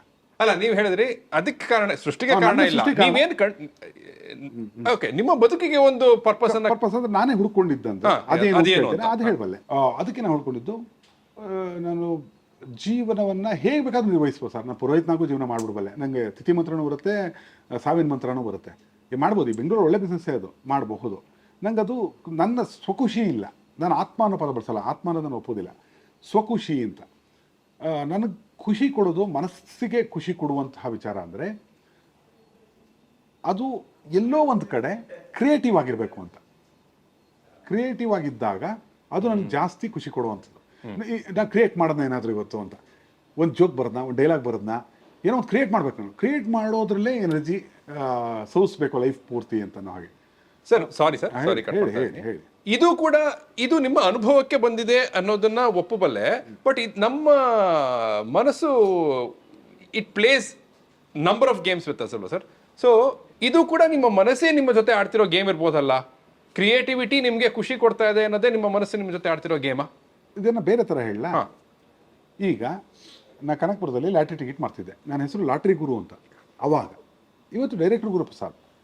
ಲಾಟ್ರಿ ಗುರು ಮತ್ತು ಡೈರೆಕ್ಟರ್ ಗುರುಪ್ರಸಾದ್ ಏನು ಮಧ್ಯೆ ದಾಟ್ಕೊಂಡಿದ್ದೀನಿ, ಅದೇನು ಕಷ್ಟಪಟ್ಟಿದ್ದೀನಿ, ಏನು ಅಧ್ಯಯನ ಮಾಡಿದ್ದೀನಿ, ಅದು ನನಗಷ್ಟೇ ಗೊತ್ತು. ರೈಟ್? ಕರೆಕ್ಟ್. ಹಾಗಾದರೆ ಇಲ್ಲಿ ಡೈರೆಕ್ಟ್ರು, ನನ್ನೊಳಗೆ ಒಬ್ಬ ಡೈರೆಕ್ಟರ್ ಇದ್ದಾನೆ, ರೈಟ್ರ್ ಇದ್ದಾನೆ ಅಂತ ಗುರುತಿಸಿದ್ದು ನಮ್ಮಪ್ಪ ಅಲ್ಲ, ನಮ್ಮಮ್ಮ ಅಲ್ಲ, ನಮ್ಮ ಅಣ್ಣ ಅಲ್ಲ, ನಮ್ಮ ಟೀಚರ್ಸ್ ಅಲ್ಲ, ನಾನೇ. ಸೊ ನಮ್ಮಲ್ಲಿರುವ ಪ್ರತಿಭೆಯನ್ನು ಗುರ್ಸ್ಕೊಳ್ಳುವುದೇ ಫಸ್ಟ್ ಬೆಳವಣಿಗೆ ಅಂತ. ಗುರ್ಸ್ಕೊಂಡ ಕ್ಷಣದಲ್ಲೇ ನೀನು ಡೈರೆಕ್ಟರ್ ಆಗ್ಬಿಟ್ಟೆ. ಜನ ಒಪ್ಪಬೇಕಷ್ಟೇ. ಒಪ್ಸೋಣ, ಜನ ಒಪ್ಸೋದು ನಾನು ಒಪ್ಕೊಂಡ್ಮೇಲೆ ಜನ ಖಂಡಿತ ಒಪ್ಪಿಸ್ತೀನಿ ಅಂತ ನಾವು ಒಪ್ಪಿಸ್ತೀವಿ. ನಾವೇ ಇಲ್ಲಿ ಡೌಟಲ್ಲಿದ್ದರೆ ಹೌದಾ ಅಲ್ವಾ, ಅಲ್ಲೋದ್ರೆ ಬಿದ್ದೋಗ್ತೀವ, ಇದು ಬಿಡು, ಈ ಭಯಗಳಲ್ಲೇ ಇದ್ದರೆ ನಾವು ಅಚೀವ್ ಮಾಡೋಕ್ಕಾಗಲ್ಲ. That's an achiever. Target fix ಮಾಡೋದು. ನಮಗೆ ತೇನ್ ಸಿಂಗು ಇದತ್ತಿದಂತೆ ಮೌಂಟ್ ಎವರೆಸ್ಟ್ನ, ಅವ್ರನ್ನ ಕೇಳ್ತಾರೆ, ಯಾವಾಗ ಎಷ್ಟು ವರ್ಷ ಬೇಕಾಯ್ತು ನಿಂಗೆ ಹತ್ತಕ್ಕೆ ಅಂತ, ಎಷ್ಟು ದಿನ ತೊಗೊಂಡ್ರಿ ಅಂತ. 30 ವರ್ಷ ಅಂತ. 30 ವರ್ಷನ ಅಂತ 25 ದಿನದಲ್ಲೇ ಏನು ಹತ್ತಿದ್ದವನು, ಕಮ್ಮಿ ದಿನಗಳಲ್ಲಿ ಹತ್ತಿದ್ದವು. ಅದು ಹಿಂಗೆ 30 ವರ್ಷ ಅಂತ. ಚಿಕ್ಕ ವಯಸ್ಸಲ್ಲಿದ್ದಾಗ ನಂಗೆ ಕನಸು ಬಂತು, ಅವತ್ತಿಂದ ಹತ್ತಾ ಇದ್ದೀನಿ ನಾನು ಅಂತ. ಒಬ್ಬ ಚಿಕ್ಕ ವಯಸ್ಸಲ್ಲಿ ಇನ್ನೊಬ್ಬ ಒಂದು ಊರಲ್ಲಿ ಒಬ್ಬ ಗರಡಿ ಪೈಲ್ವಾನ್ ಇರ್ತಾನೆ. ಅವನು ಒಂದು ಹೋರಿಯನ್ನು ಎತ್ಕೊಂಡು ಓಡಾಡ್ತಿರ್ತಾನೆ. ಹೋರಿ ಅಂದ್ರೆ ಗೊತ್ತಲ್ಲ, ಇಷ್ಟ ದಪ್ಪ ಇರುತ್ತೆ, ಅದಕ್ಕೆ ಬೀಜನೇ ಇಷ್ಟು ದಪ್ಪ ಇರುತ್ತೆ, ಬೀಜಗಣಿತ. ಅವನು ಎತ್ಕೊಂಡು ಹಿಂಗೆ ಹೋಗ್ತಾ ಇದ್ರೆ ಎಲ್ಲ ಊರೆಲ್ಲ ಎದುರು, ಏನು ಆ ಹೋರಿನ ಎತ್ಕೊಂಡು ಓಡಾಡ್ತಾನಲ್ಲ ಇವನು ಅಂತ. ಹೋರಿ ತೂಕ ಜಾಸ್ತಿ, ಏನು ಕಮ್ಮಿ ಅಲ್ಲ. ಹೌದು. ಅದಕ್ಕೆ ಅವನೇನು ಹೇಳಿದಂತೆ ಗೊತ್ತಾ, ಇದು ಚಿಕ್ಕ ಮರಿಯಿಂದ ಎತ್ಕೊತಿದ್ದೀನಿ, ಹಾಗಾಗಿ ನಿಮ್ಗೆ ಪ್ರಾಕ್ಟೀಸ್ ಆಗಿದೆ ಅಂತ. ಸೊ ನಮ್ಮ ತನವನ್ನು, ನಮ್ಮೊಳಗಿರೋ ಪ್ರತಿಭೆಯನ್ನು ಚಿಕ್ಕ ವಯಸ್ಸಿಂದ ಕೆಣಕ್ತಾ ಇದ್ರೆ ಅದು ನಮ್ಮ ಜೊತೆ ಯಾವತ್ತೂ ಇರುತ್ತೆ, ಸಾಯೋ ಕೊನೆ ಕ್ಷಣದವರೆಗೂ ಇರುತ್ತೆ. ಬಿ ವಿ ಕಾರಂತರ ಎಕ್ಸಾಂಪಲ್ ಕೊಡ್ತೀನಿ. ಬಿ ವಿ ಕಾರಂತರು ಅದ್ಭುತವಾದಂತಹ ಕಲಾವಿದರು, ಅದ್ಭುತವಾದ ಮ್ಯೂಸಿಕ್ ಡೈರೆಕ್ಟ್ರು. ಅವ್ರು ನಾನು ಮೀಟ್ ಮಾಡೇ ಇಲ್ಲ. ಇವತ್ತಿನ ಅರುಣ್ ಸಾಗರ್ ಬಹಳಷ್ಟು ಜನ ಇದ್ದಾರೆ, ಅವರೆಲ್ಲ ಅವ್ರ ಶಿಷ್ಯರು. ಈ ಅರುಣ್ ಸಾಗರ್ ಒಂದ್ಸತಿ ಅವ್ರು ಕ್ಯಾನ್ಸರ್ ಬಂದ್ಬಿಡುತ್ತೆ ಕೊನೆ ದಿನಗಳಲ್ಲಿ. ಅರುಣ್ ಸಾಗರ್ ಹೋಗ್ತಾನೆ, ಹೋಗ್ಬಿಟ್ಟು ಅವ್ರನ್ನ ವಿಶ್ ಮಾತಾಡೋಸಕ್ಕೆ ಅಂದಾಗ, ಬಹು ಅರುಣ ಬಾರೋ ಅಂತ. ಏನು ಗುರುಗಳೇ, ಏನು ಸಮಸ್ಯೆ ನಿಮಗೆ ಅಂತ. ಅವ್ರು ನೋಡಿ, ಕಾಯಿಲೆ ಆದರೆ ಈ ವಯಸ್ಸಾದವ್ರು ಹೆಂಗೆ ಹೇಳ್ತಾರೆ, ಕಾಯಿಲೆ ಬಂತು ನೋಡಪ್ಪ ಎಲ್ಲ ದೇವರು ಏನೋ ಮಾಡಿದೆ, ಕ್ಯಾನ್ಸರ್ ಕೊಟ್ಬಿಟ್ಟ ಕಣೆ ನಮಗೆ, ಈ ಥರ ತಾನೇ ಇರುತ್ತೆ. ನೋ ಅವ್ರು ಏನು ಹೇಳ್ತಾರೆ ಗೊತ್ತಾ, ನಾನು ಯೋಚನೆ ಮಾಡ್ತಿದ್ದೆ ಕಲಾವಿದರು ಎಲ್ಲೆಲ್ಲಿದ್ದಾರೆ ಅಂತ. ನೋಡು, ನಂಗೆ ಬಂದಿರೋ ಕ್ಯಾನ್ಸರ್ ಸೆಲ್ಲು ನಮ್ಮ ದೇಹದ ಸೆಲ್ ನೋಡೋಕೆ ಒಂದೇ ಥರ ಇರುತ್ತಂತೆ. ಇಮಿಟೇಟಿಂಗ್ ಆರ್ಟಿಸ್ಟ್ಗಳಿವರು. ಆ ಸೆಲ್ ಇದೇ ನನ್ನ ಸೆಲ್ ಥರನೇ ಅದು ಇರೋದಕ್ಕೋಸ್ಕರ ಅದನ್ನು ಗುರ್ಸೋಕ್ಕಾಗ್ತಿಲ್ಲ, ಔಷಧಿ ಕೊಡೋಕ್ಕಾಗ್ತಿಲ್ಲ. ಸೊ ಕಲಾವಿದರು ಸೆಲ್ಲಲ್ಲೂ ಇದ್ದಾರೆ ನೋಡೋ, ಮಿಮಿಕ್ರಿ ಆರ್ಟಿಸ್ಟ್ಗಳು ಅಂತ ಅಂದರು. ಅದನ್ನು ಕೂರಿಸ್ಕೊಂಬಿಟ್ರೆ ಅವರು. ಸೊ ಅದೇ ಖುಷಿಲೇ ಇದ್ದಾರೆ ಅವ್ರ ಲೈಫು. ಸೊ ಹಾಗೆ ಬರವಣಿಗೆ ಅಂತ ಬಂದಾಗ ಎಸ್ ಐ ರೈಟ್ ಫಿಕ್ಸ್ ಅಂದರೆ ಕೊನೆಯವರೆಗೂ ಅದನ್ನು ಬೆಳೆಸ್ಕೊಂಡು ಹೋಗುವಂಥದ್ದು. ಸರ್, ಈಗ ನಾನು ಪ್ರಶ್ನೆ ಕೇಳ್ತಾ ಇದ್ದೀನಿ. ನಿಮ್ಮ ಮೆದುಳಲ್ಲಿ ಏನು ನಡೀತಾ ಇದೆ ನನಗಂತೂ ಗೊತ್ತಿಲ್ಲ, ಬಟ್ ನಾಲ್ಗೆಯಲ್ಲಿ ಉತ್ತರ ಬಂದ್ಬಿಡ್ತಾ ಇದೆ. ನಾಲ್ಗೆಗೂ ಮೆದುಳಿನ ನಡುವೆ ಏನು ನಡೀತಾ ಇದೆ ಒಂದು. ಇನ್ನೊಂದು, ಮಾತು ಬೇರೆ ಬರವಣಿಗೆ ಬೇರೆನಾ ಗುರುಪ್ರಸಾದ್ ಅವ್ರಿಗೆ? ಯಾಕಂದ್ರೆ ನಿಮ್ಮ ಬರವಣಿಗೆಯನ್ನು ನೋಡಿದಾಗ ಇಲ್ಲ ಇವರು ಆ ಡೈಲಾಗ್ನ ಹೇಳಿಬಿಟ್ಟೆ ಬರ್ದಿರೋದು ಅಂತ ಅನ್ಸುತ್ತೆ. ಇದೆರಡು ಪ್ರಶ್ನೆಗಳು. What is going on between your, ಅದು ಹೆಂಗೆ ಉತ್ತರಗಳು ಬರ್ತಾ ಇದೆ? ಅಂದರೆ ಏನಂದರೆ, ನಮ್ಮ ಪ್ರತಿಭೆಯನ್ನು ನಾವು ಯಾವಾಗ ರಿಫ್ಲೆಕ್ಸ್ ಮಾಡ್ಕೋತೀವಿ, ಇಟ್ಸ್ ಲೈಕ್ ಹೀಗೆ ಅರ್ಥ ಮಾಡಿಸ್ತೀನಿ ನೋಡಿ. ಈಗ ಟೈಪಿಂಗ್, ಫಸ್ಟು ಟೈಪಿಂಗ್ನ ASDFJKL ಸೆಮಿಕೋಲನ್ ಸ್ಪೇಸ್ ಬಾರ್ ಹಿಂಗೆ ಹೊಡಿಯೋದು, ಹೌದಾ? ಈಗ ನಾನು sir really sorry to cut you. ಈಗ ಈ ಟೈಪಿಂಗ್ ಉದಾಹರಣೆ ಎಲ್ಲಿಂದ ಬಂತು? ಅಲ್ಲ, ನಿಮ್ಗೆ ಅದು ಲಿಂಕ್ ಮಾಡಿ ನಿಮ್ಗೆ ಕೊಡ್ತೀನಿ. ಅಂದರೆ ಈಗ ರಿಫ್ಲೆಕ್ಸ್ ಮಾಡ್ಕೋತೀನಿ ಅಲ್ಲ ಟೈಪಿಂಗ್ನ, ಕನ್ನಡ ಮತ್ತು ಇಂಗ್ಲೀಷ್ ಟೈಪಿಂಗ್ ರಿಫ್ಲೆಕ್ಸ್ ಮಾಡ್ಕೋತೀನಿ. ನನಗೆ ಎಕ್ಸ್ಪರ್ಟ್ ಸರ್, ನಾನು ತಬಲಾ ಕೊಡ್ದಂಗೆ ಇರುತ್ತೆ. ನಾನು ನನ್ನ ಹತ್ರ ನಿಮ್ಮ ಇಂಟರ್ವ್ಯೂ ಕೊಡ್ತಾ ನಾನು ಟೈಪ್ ಮಾಡಿಬಿಟ್ಟು ಅದರಲ್ಲಿ ಇರುತ್ತೆ. ಅಲ್ಲ, ಅದಕ್ಕೆ ಜಗ್ಗೇಶ್ ಅವರು ಅಷ್ಟು ಟೈಪ್ ಮಾಡ್ತಾರೆ ನನ್ನ ಅದನ್ನೇ ಹೇಳಿದ್ದು. ಸೊ ಟೈಪಿಂಗ್, ಸೊ ನಿಮ್ಗೆ ಅದು ರಿಫ್ಲೆಕ್ಸ್ ಆಗುತ್ತೆ. ರೈಟಿಂಗ್ ಕೂಡ ರಿಫ್ಲೆಕ್ಸ್ ಆಗಬೇಕು, ಥಿಂಕಿಂಗ್ ಕೂಡ ರಿಫ್ಲೆಕ್ಸ್ ಆಗಬೇಕು, ಉತ್ತರ ಕೊಡೋದು ರಿಫ್ಲೆಕ್ಸ್ ಆಗಬೇಕು. ರಿಪಾರ್ಟಿ ಅಂತ ಏನು, ಪ್ರತ್ಯುತ್ತರ ಅಂತ ಏನು ಹೇಳ್ತೀವಿ. ಇವರು ಬಹುಶಃ ಏನು ಕೇಳಬಹುದು ಅದು ಒಂದು ಯೋಚನೆ ಚಾನಲ್ ಓಡ್ತಾ ಇರುತ್ತೆ ತಲೆಯಲ್ಲಿ. ಒಂದು 1000 ಬಲೂನ್ ಇದೆ ಸರ್, ಎಲ್ಲವನ್ನ ನಾನು ತೆಗೆದು ತೋರಿಸಲ್ಲ. ಯಾವಾಗ ಬೇಕೋ ಅದು ಒಂದು ದಪ್ಪ ಆಗುತ್ತೆ, ಸಣ್ಣ ಆಗುತ್ತೆ, ಇನ್ನೊಂದು ದಪ್ಪ ಆಗುತ್ತೆ, ಸಣ್ಣ ಆಗುತ್ತೆ. ಚಾನಲ್ ಥಿಂಕಿಂಗ್ ಅದ್ಭುತನೇ. ಮನುಷ್ಯ ಹೋಮೋಸೇಪಿಯನ್ ಅಂತ, ಹೂ ಲಾಜಿಕಲಿ ಥಿಂಕ್ಸ್ ಅಂತ. ನಾವು ಥಿಂಕ್ ಮಾಡೋದ್ರಿಂದ ಹ್ಯೂಮನ್, ನೀವು ಥಿಂಕ್ ಮಾಡೋದ್ರಿಂದ ಹ್ಯೂಮನ್. ಅದು ಥಿಂಕಿಂಗ್ನ ನಾವು ಲಿಮಿಟ್ ಮಾಡ್ಕೊಂಡ್ಬಿಡ್ತೀವಿ ಸಂಪ್ರದಾಯವಾದಕ್ಕೆ, ದೇವರಿಗೆ, ದಿಂಡ್ರಿಗೆ, ಮೌಢ್ಯಗಳಿಗೆ. ಥಿಂಕ್ ಮಾಡಲ್ಲ, ಹೋಮೋಸ್ಟಾಪಿಯನ್ ಆಗ್ಬಿಡ್ತೀವಿ. ಕೆಲವರು ಹೋಮೋಸೋ ಆಗ್ಬಿಡ್ತಾರೆ. ಸರಿ ಸರ್, ಈಗ ಥಿಂಕಿಂಗ್ ಬಗ್ಗೆನೇ ಮಾತಾಡ್ತಾ ಇದ್ದೀವಿ. IQ ಆವ್ರೇಜ್ಗಿಂತ ತುಂಬಾನೇ ಜಾಸ್ತಿ ಇದೆ ನಿಮ್ಮದು, ಆಲ್ ಆಫ್ ದ್ಯಾಟ್ ಅಲ್ವಾ? ಆ್ಯಂಡ್ ನೀವೊಂದು ತುಂಬ ಅದ್ಭುತವಾದ ಮಾತನ್ನು ಹೇಳಿದ್ರಿ, ನನಗೂ ಒಂದು ಕಂಪ್ಯಾನಿಯನ್ ಬೇಕು ಅಂತ ಅನ್ಸುತ್ತೆ, ಅವೇ ಚಟಗಳು ಅಂತ. ಸರ್, ಬಟ್ ಈ ರೀತಿಯ overthinking, overanalysis, has that had any mental issues for you? ಸತ್ಯ ಸರ್, ಸತ್ಯ. ನಾನು ಡಿಪ್ರೆಷನ್ ಪೇಷಂಟ್. ಮತ್ತು ಹೇಳೋಕ್ಕೇನು ತಿಳ್ಕೊಳ್ಳಿ, ಅದೇನು ತಪ್ಪೇನಿಲ್ಲ. ರಿಯಲಿಸ್ಟಿಕ್ ಡಿಪ್ರೆಷನ್ ಅಂತ ಎಲ್ಲ ಭಾರತದಲ್ಲಿ 80% ಜನಕ್ಕಿದೆಯಂತೆ ಆ ಕಾಯಿಲೆ. ಕೆಲವ್ರು ಗೊತ್ತೇ ಆಗಲ್ಲ, ಕೆಲವ್ರು ತೋರಿಸ್ಕೊಳ್ಳೋಕೆ ಆಗಲ್ಲ, ಕೆಲವ್ರು ಯಾಕೆ ಬಂದು ಆ ಸಮಸ್ಯೆ ಅಂತಲೂ ಗೊತ್ತಾಗಲ್ಲ, ಬೇರೆ ಬೇರೆ ಕಾರಣ ಹುಡುಕ್ತಿರ್ತಾರೆ ಅಂತ. ನಾನು ಸೈಕ್ಯಾಟ್ರಿಸ್ಟ್ ಹೇಳಿದ್ದು, ಡಾಕ್ಟರ್ ವಿನೋದ್ ಅಂತ ಹೇಳಿ, ಸೈಕ್ಯಾಟ್ರಿಸ್ಟ್ ಕಮ್ ಸೈಕಾಲಜಿಸ್ಟ್ ಅವರು. ಅವ್ರ ಜೊತೆ ಕೂತಾಗ ಅವ್ರನ್ನ ಕೇಳಿದೆ, ಏನು ಸರ್ ನನ್ನ ಸಮಸ್ಯೆ ಅಂತ. ಯಾಕೆ ಹೋದ್ರಿ ಅವ್ರ ಹತ್ರ? ನಾನು ಎಣ್ಣೆ ಬಿಟ್ಬಿಟ್ಟೆ ಸಡನ್ನಾಗಿ. 1 ಬಾಟ್ಲು ಕುಡಿತಿದ್ದೆ ಸರ್. 1 ಬಾಟ್ಲು ಕುಡಿದು ಬೆಳಿಗ್ಗೆ 6 ಗಂಟೆಗೆ ಕೊಟ್ಟಿಗೆ ಬಿದ್ದು ನಡೀತಿತ್ತು. ಕೊಟ್ಟಿಗೆ ನಡುವಾಗ 6 ಗಂಟೆಗೆ ಹೋಗೋದು, ಕೆಲಸ ಮಾಡೋದು, ಬರೋದು. ಮತ್ತು ರಾತ್ರಿ 9:30, 10, 11, 12 ಆಗೋದು. ಮತ್ತು ರಾತ್ರಿ 1 ಬಾಟ್ಲು, 6 ಪೆಗು, 1 ಬಾಟ್ಲು, 8 ಪೆಗು ಏನೋ ಇದ್ದೇ ಬರೋರು ಕುಡಿಯೋದು. ಸಡನ್ನಾಗಿ ಏನು ಮಾಡಿದೆ, ಒಂದಿನ ಡಿಸೈಡ್ ಮಾಡಿದೆ, ಇನ್ನು ಸಾಕು, ಇನ್ನು ಮುಗಿತು ಮಂಜುನಾಥ ಮುಗೀತು, ಇನ್ನು ಯಾಕೆ ಕುಡಿತಾ ಇದ್ದೀನಿ? Because I loved it. ತುಂಬ ಇಷ್ಟಪಟ್ಟೆ ಡ್ರಿಂಕ್ಸ್ನ. ಎಲ್ಲರೂ ಇಷ್ಟಪಡಿ ನಾನು ಹೇಳ್ತಿಲ್ಲ, ಅದು ಇಷ್ಟಪಟ್ಟು ಅದನ್ನು ಬಿಡಬೇಕು ಅಂತ ಡಿಸೈಡ್ ಮಾಡಿದೆ. ಒಂದಿನ ಐ ಡಿಸೈಡೆಡ್ ಸಾಕು ಇನ್ನು, ಬಿಕಾಸ್ ತೃಪ್ತಿಯಾಗೋಷ್ಟು ಕುಡಿದಿದ್ದೀನಿ. ಅದು ಬಿಟ್ಟಾಗ ಸಡನ್ನಾಗಿ ಆಲ್ಕೋಹಾಲ್ ವಿಡ್ರಾಲ್ ಸಿಂಪ್ಟಮ್ಸ್ ಅಂತ ಬರುತ್ತೆ. ಕೈ ಶೇಕ್ ಆಗುತ್ತೆ, ಕೋಲ್ಡ್ ಟರ್ಕಿ ಅಂತ ಕರಿತೀವಿ, ಏನೇನೋ ಇರುತ್ತೆ ಸಮಸ್ಯೆಗಳು. ಈ ಥರ ಆಯಿತು ಅಂದ್ಬಿಟ್ಟು ಡಾಕ್ಟರ್ ಹತ್ರ ಹೋದಾಗ ಡಾಕ್ಟ್ರು, ನೀವು ಸಡನ್ನಾಗಿ ಬಿಟ್ಟು ತಪ್ಪು ಮಾಡಿದ್ರಿ ಅಂತ. ನೀವು ಅದಕ್ಕೆ 5-6 ವರ್ಷ ಕುಡಿದು ಮೈಂಡ್ಗೆ ಅದನ್ನು ಫೀಡ್ ಮಾಡಿಬಿಟ್ಟಿದ್ದೀವಿ, ಸಡನ್ನಾಗಿ ಕಿತ್ಕೊಂಡ್ಬಿಟ್ರಿ ಅದನ್ನು ನೀವು 6 ಪೆಗ್ಗಿಂದ 3 ಪೆಗ್ ಬಂದು, 3 ಪೆಗ್ಗಿಂದ 1.5 ಪೆಗ್ ಬಂದು, 1.5 ಪೆಗ್ಗಿಂದ 3/4 ಪೆಗ್ ಬಂದು, ಹಾಗೇ ಸ್ಲೋ ಮಾಡಬೇಕಿತ್ತು. ಒಂದು 6 ತಿಂಗಳಿಗೆ ಬಿಡಬೇಕಿತ್ತು ನೀವು. ಇದು ತುಂಬ ಚೆನ್ನಾಗಿದೆ. ಬಟ್ ನಾನು ಅವರು ಹೇಳಿದ್ರು ಕೂಡ ಮತ್ತೆ ನಾನು ಶುರು ಮಾಡಲಿಲ್ಲ. ಬಟ್ ಅಷ್ಟೊತ್ತಿಗಾಗಲೇ ನನಗೆ ಡಿಪ್ರೆಷನ್, ವಿಟ್ರಾಲ್ ಸಿಂಪ್ಟಮ್ಸ್ ಆಗಿ ಡಿಪ್ರೆಷನ್ ಅಟ್ಯಾಕ್ ಆಗಿತ್ತು. ಅದನ್ನು ರಿಯಲಿಸ್ಟಿಕ್ ಡಿಪ್ರೆಷನ್ ಅಂತ ಕರೀತಾರೆ ಅಂತ ಹೇಳ್ತಾರೆ. ಸೊ ಅದು ಖಂಡಿತವಾಗಿದೆ. ಅದು ಏನು ಪ್ರೊಫೆಷನಲ್ ಹಜಾರ್ಡ್ಸ್ ಅಂತಣ್ಣ. ಈಗ ಸಾಫ್ಟ್ವೇರಿಂದ ಎಂಪ್ಲಾಯ್ ಮಾಡ್ತಿರ್ತಾನೆ, ಬೆನ್ನು ಬರೋದು, ಕುತೆ ಇರಬೇಡಿ ಅಂತೆಲ್ಲ ಹೇಳ್ತಾರಲ್ಲ, ಆ ಥರ ನಮಗೆ ಥಿಂಕಿಂಗ್ ಇಸ್ ಮೈ ಜಾಬ್. ನೀವು ಥಿಂಕ್ ಮಾಡಬೇಡ ಅಂತ ಹೇಳಂಗಿಲ್ಲ, ನೀವು ಸತ್ಯ ಹೇಳ್ಬೇಡ ಅಂತ ಹೇಳಂಗಿಲ್ಲ. ಯಾಕೆಂದರೆ ಸತ್ಯ ಅನ್ನೋದು ಹಾಗಲಕಾಯ್ತಾರೆ ಸರ್. ತುಂಬ ಒಳ್ಳೆಯದು ತಿನ್ರಪ್ಪ ಅಂತ ಸತ್ಯ, ಹಾಗಲಕಾಯಿ. ಸರ್ಕಾರದವರು ಹಾಗಲಕಾಯಿ ಕಹಿ ಯಾರು ಮಾರಾಟ ಮಾಡುವಂಗಿಲ್ಲ ಅಂತ ಹೇಳಂಗಿಲ್ಲ. ಸರ್, ಇದು ಸಾಫ್ಟ್ವೇರ್ ಕೂತ್ಕೊಂಡು ಕುಟ್ಟೋದು ಅನ್ನೋ ರೀತಿಯಲ್ಲಿ ಹೇಳಿದ್ರೆ, ಈ ರಾಮಕೃಷ್ಣ ನನ್ನ 70% ಸ್ನೇಹಿತರು ಸಾಫ್ಟ್ವೇರ್ ಅವರು ಸರ್. Software engineers. ಅಲ್ಲ ದಿ ವೇ ಅಂದ್ರೆ ಆ ಜಗ್ಗೇಶ್ ಪಾತ್ರ ಮಂಜುನಾಥ ಎಷ್ಟು ಕಂಟೆಂಪ್ಟ್ ಅಲ್ಲಿ ನೋಡ್ತಾರೆ ಅವರನ್ನ ಅನ್ನೋದು. ಅಂದ್ರೆ ಇವರೇ ಯೂಸ್ಲೆಸ್, ಹೌದು. ಇವ್ರು ಅವನ ಜೀವನದ ಬಗ್ಗೆ ಹಿಂಗಾಗ್ಬಿಡಿ ಅನ್ನೋ ತರ. ಮಂಜುನಾಥನ್ ತತ್ವ ಇದೆಯಲ್ಲ ಸರ್, ಅದು ಲಾಂಗ್ ಟರ್ಮ್ ಅಲ್ಲಿ ಅಚೀವ್ ಮಾಡೋಕ್ಕಾಗಲ್ಲ. ಆರಾಮಾಗಿರ್ತೀನಿ, ಮನೆ ಬಂದ್ಬಿಡುತ್ತೆ, ಇದು ಬರುತ್ತೆ, ಎಲ್ಲ ಹೊಡಿಯುತ್ತೆ, ಭವಿಷ್ಯನೇ ಕೊಂದ್ಕೋತಾ ಇದ್ದಾರೆ ಅನ್ನೋದೇ ವಿಚಾರ. ಬಟ್ ಅದೊಂದು ಲೈಫ್ ಸ್ಟೈಲು ಸರ್. ನಾನು ತುಂಬ ಜನ ನೋಡಿದ್ದೀನಿ ಮಂಜುನಾಥರನ್ನ, ನನ್ನ ಟೀಮಲ್ಲೇ ಸ್ನೇಹಿತಿದ್ದಾರೆ. ಅವರು ಏನ ಸಿನಿಮಾ ಲೈ ಒಂದು 4 ದಿನ ಬಾರಪ್ಪ ಇಲ್ಲಿ ಕಂಟಿನ್ಯೂಸ್ ಹಾಲಿಡೇ ಹೋಗ್ಬಿಟ್ಟು ಎಣ್ಣೆ ಹೊಡ್ಕೊಂಬರೋಣ ಅಂತ ಫೋನ್ ಮಾಡ್ತಾರೆ. ಅವ್ರು ಏನು ಮಾಡಲ್ಲ ಸರ್ ಲೈಫಲ್ಲಿ, ದಿನಕ್ಕೆ 2 ಸಾವಿರ ಹುಡ್ತಾರೆ ಸರ್, ಹುಟ್ಟಿಸ್ತಾರೆ ಸರ್. ನಾವಿಲ್ಲಿ ಒಬ್ಬ ಡ್ರೈವರ್ನ ಕೇಳಿದ್ವಿ ಎಷ್ಟು ಹೊಡಿತೀವಿ ದಿನಕ್ಕೆ ಅಂತ. ಅವ್ನು ಬೆಳಗ್ಗೆ ಸಂಜೆ ಟ್ರಾಫಿಕಲ್ಲಿ ಕಷ್ಟಪಟ್ಟು ಮಾಡಿದೆ, ಎಲ್ಲ ಆಮೇಲೆ 1 ಸಾವಿರ 2 ಸಾವಿರ ಉಳಿದ್ರೆ ದೋರ್ ಸರ್ ನಮಗೆ ಹಬ್ಬ ಸರ್ ಅಂತಾನೆ. ಇವ್ನು 2 ಸಾವಿರ ಹೆಂಗಾರೆ ಮಾಡ್ತಾನೆ ಮಗ ಎಲ್ಲಿದೆಯೋ ಅಂತಾನೆ. ಯಾರಿಗೋ ಫೋನ್ ಮಾಡ್ತಾನೆ, ಟಕ್ಕನೆ ಎತ್ಕೊಂಬಲ್ಲಿ ಅಂತ, ಹಾಕಲಿ 2 ಸಾವಿರ ಗೂಗಲ್ ಪೇ, ಬಂದೆ, ಯಾಕೆಲ್ಲ ಹಾಕ್ಸ್ಕೋತಾನೆ ಸರ್ ಅವನು ಅಂತ ಫ್ರೆಂಡ್ಸ್ನ ಇಟ್ಟಿರ್ತಾನೆ ಅವನು. ಹೆಂಗೆ ಜೀವನ ನಡೆಯುತ್ತೆ ಇವ್ರದ್ದು ಅಂತ. ಅದೇ ಮಂಜುನಾಥ ಪಾತ್ರ. ಹಾಗೆ ಸರ್, ಇದು ಪ್ರಪಂಚದಲ್ಲಿ ಎಳೆದ್ರೆ ಎಲ್ಲ ಉದ್ದ ಆಗತ್ತೆ, ಒಂದು ಮಾತ್ರ ಗಿಡ್ಡ ಆಗತ್ತೆ. ಸಿಗರೇಟ್ ನಂದುವೇ ಪ್ರಶ್ನೆ ಇಲ್ಲ, ಅದ್ರ ಬಗ್ಗೆ ಹೇಳಿ. ಏನ್ ಹೆಂಗ್ ಅಲ್ಲ ಹಿಂಗೆ ಇಟ್ಕೊಂಡು ಕೂತಿರೋದು ನೋಡ್ತಾ ಇರೋದು, ನಾನು ಸೇರಿದಾಗ ಚಿಕ್ಕದಾಗ್ತದೆ ಅಂತ. ಎಲ್ಲ ಹೇಳಿದ್ರೆ ದೊಡ್ಡದಾಗತ್ತಲ್ಲ, ಯಾಕೋ ಚಿಕ್ಕದಾಗೋಯ್ತಲ್ಲ ಅಂತ ಥಾಟ್ ಬರ್ದೆ. ನಾನು ಏನು ಮಾಡ್ತೀನಿ, ಆ ಥರದ್ದು ಏನೇ ವಿಚಾರಗಳು, ಯಾವುದೇ ಪ್ರಶ್ನೆ ದಿನ ಪ್ರಶ್ನೆ ಹುಡ್ತಿರುತ್ತೆ ಅಂತಂದೆ. ಎಲ್ಲೇ ಕೂತ್ರು ಏನೋ ಒಂದು ಪ್ರಶ್ನೆ, ಕ್ಯಾಮ್ರಾ ಬ್ಲಿಂಕ್ ಆಗ್ತಿದೆ, ಇದಕ್ಕೇನು ಹೇಳ್ಬೋದು, ಇಲ್ಲೇನಾಗ್ತಿದೆ, ಲೈಟ್ ಇದೆ, ಇದಕ್ಕೇನು ಹೇಳ್ಬೋದು, ಕರ್ಮೋಚಿ ಹಿಂಗೆ ಕೂತಿಯಾರು, ಇದಕ್ಕೇನು ಹೇಳ್ಬೋದು, ಇದಕ್ಕೇನು ಹೇಳ್ಬೋದು, ಏನೋ ಓಡ್ತಾ ಇರುತ್ತೆ. ಥಾಟ್ಸ್ ಬರ್ತಾರೆ, ಟಕ್ ಟಕ್ ಅಂತ ಅಲ್ಲೇ ರೆಕಾರ್ಡ್ ಮಾಡ್ಕೊಂಡ್ಬಿಡ್ತೀನಿ. ಮೊದಲಾದರೆ ಒಂದು ಪೇಪರು ಪೆನ್ನು ಜೇಬಲ್ಲೇ ಇಟ್ಕೊಂಡಿರೋ ಯಾವಾಗಲೂ, ಅಲ್ಲೇ ನೋಟ್ ಮಾಡ್ಕೊಂಡು ಜೇಬಲ್ಲಿ ಇಟ್ಕೊಂಡು. ಈಗ ಏನು ಮಾಡ್ತೀನಿ, ಇದರಲ್ಲಿ ಕಾಲ್ ರೆಕಾರ್ಡ್, ಇದನ್ನು ವಾಟ್ಸಪ್ ನನ್ನೆಲ್ಲ ಮೊಬೈಲ್ಗಳು, ಒಂದಿಷ್ಟು ಮೊಬೈಲ್ ಇದೆ ನಂದು, ಅಷ್ಟು ಸಿಮ್ಗಳಿಗೆ ಒಂದು ವಾಟ್ಸಪ್ ಗ್ರೂಪ್ ಮಾಡ್ಕೊಂಡಿದ್ದೀನಿ. ಅಂದೆ ಒಂದು ಕಳ್ತನ ಆದರೂ ಇನ್ನೊಂದು ಇರಬೇಕು ನನ್ನ ಹತ್ರ ಅಂತೇಳಿ ಅದನ್ನು ಅಲ್ಲೇ ರೆಕಾರ್ಡ್ ಮಾಡ್ಕೋತೀನಿ. ಅಲ್ಲೊಂದು ಡೈಲಾಗ್ ಇರುತ್ತೆ, ಅದು ಉಳಿಯುತ್ತೆ. ಮತ್ತು ನಾನು ಬರೆಯೋಕ್ಕೆ ಕೂತಾಗ ಇದೇ ನೋಟ್ಸ್ ಆಗಿರುತ್ತೆ, ಇಷ್ಟು ನೋಟ್ಸ್ ಇರುತ್ತೆ ನನ್ನ ಹತ್ರ. ನಾನು ಬ್ಲ್ಯಾಂಕ್ ಆದರೆ ಅದನ್ನು ಒಂದು ಸತಿ ಕೇಳ್ಕೊಂಡ್ರೆ ಅಲ್ಲಿಂದ ಶುರು ಆಗ್ಬಿಡುತ್ತೆ. ಒಂದು ಶುರು ಆದರೆ ಆಮೇಲೆ ಕಂಟಿನ್ಯೂ ಆಗ್ತಾ ಹೋಗೋದು. ಸರ್, ಇದರಲ್ಲಿ ನೀವು ಹೇಳಿದ್ರಲ್ಲಿ ಒಂದು ಡಾರ್ಕ್ ಹ್ಯೂಮರ್ ಕೂಡ ಇದೆ. ನನ್ನ ಬುದ್ಧಿವಂತಿಕೆ ಅಂತ ತೋರಿಸ್ಕೊಳ್ತಾ ಇದ್ದೀನಲ್ಲ ಅನ್ನಿಸ್ತು ನಿಮ್ಮ ಹತ್ರ ಹೇಳ್ಬಿಡ್ತೀನಿ ಅಂತ. ನನಗೂ ಏನು ಕಾಣಿಸ್ತಿಲ್ಲ ಹೇಳಿ. ತಮಾಷೆ. ಓವರ್ ಥಿಂಕಿಂಗ್ ಬಗ್ಗೆ, ಮೆಂಟಲ್ ಡಿಪ್ರೆಷನ್ ಬಗ್ಗೆ ಎಲ್ಲ ಮಾತಾಡಿದ್ವಿ, ರಿಯಲಿಸ್ಟಿಕ್ ಡಿಪ್ರೆಷನ್ ಬಗ್ಗೆ. ಒಬ್ಬ ವ್ಯಕ್ತಿ ತನ್ನದೇ ಎಲ್ಲ ಐಡೆಂಟಿಟಿ ಕ್ರೈಸಿಸ್ ಬಗ್ಗೆ ಮಾತಾಡಿದ್ವಿ. ಒಬ್ಬ ವ್ಯಕ್ತಿ ತನ್ನದೇ ನಾನಾ ಸಿಮ್ಗಳನ್ನ ಇಟ್ಕೊಂಡು ಒಂದು ವಾಟ್ಸ್ಆಪ್ ಗ್ರೂಪ್ ಅನ್ನ ಮಾಡ್ಕೊಂಡಿದ್ದಾನಂತೆ. ಎಷ್ಟು ಚೆನ್ನಾಗಿದೆ ಅದು. ಅಂದ್ರೆ ಸ್ವಲ್ಪ ಭಯಾನಕವಾಗಿದೆ. ದಟ್ ಅಷ್ಟು ಬುದ್ಧಿವಂತಿಕೆ ಇರೋನಿಗೆ ಸ್ವಲ್ಪ ಗೆಳೆಯರು ಸಿಗೋದು ಕಷ್ಟನೇ. ಖಂಡಿತವಾಗಿ.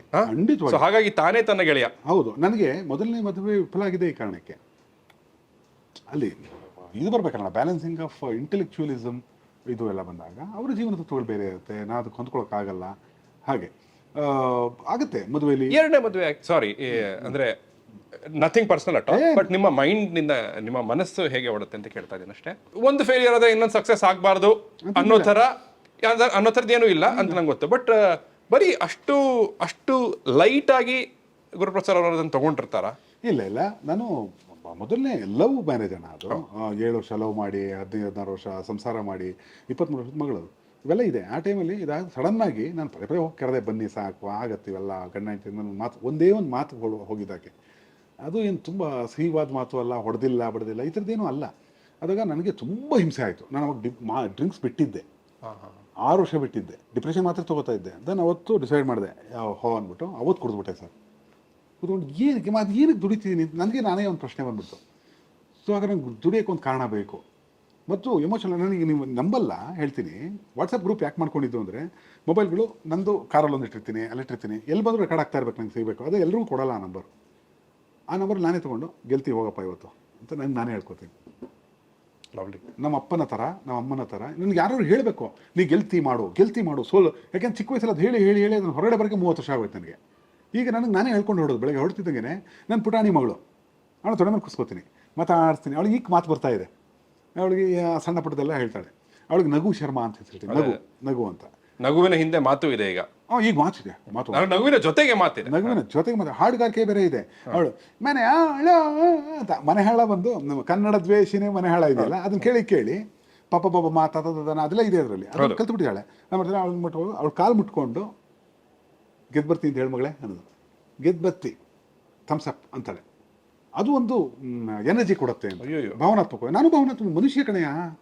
ಏನು ಮನುಷ್ಯ ಅಂದರೆ ನನಗೆ ಇವನಿಗೆ ಮನಸ್ಸೇ ಇಲ್ಲ, ಇವನು ಬುದ್ಧಿವಂತ, ಇವನು ಬುದ್ಧಿಜೀವಿ, ಇವನು ವಿಚಾರ ಓದ್ಕೊಂಡಿದ್ದಾನೆ, ಪುಸ್ತಕ ನೋಡಿ, ಇವನು ಮನಸ್ಸೇ ಇಲ್ಲ, ಇವನು ಎಮೋಷನ್ಸೇ ಇಲ್ಲ, ಆ ಥರ ಬದುಕೋಕ್ಕಾಗಲ್ಲ.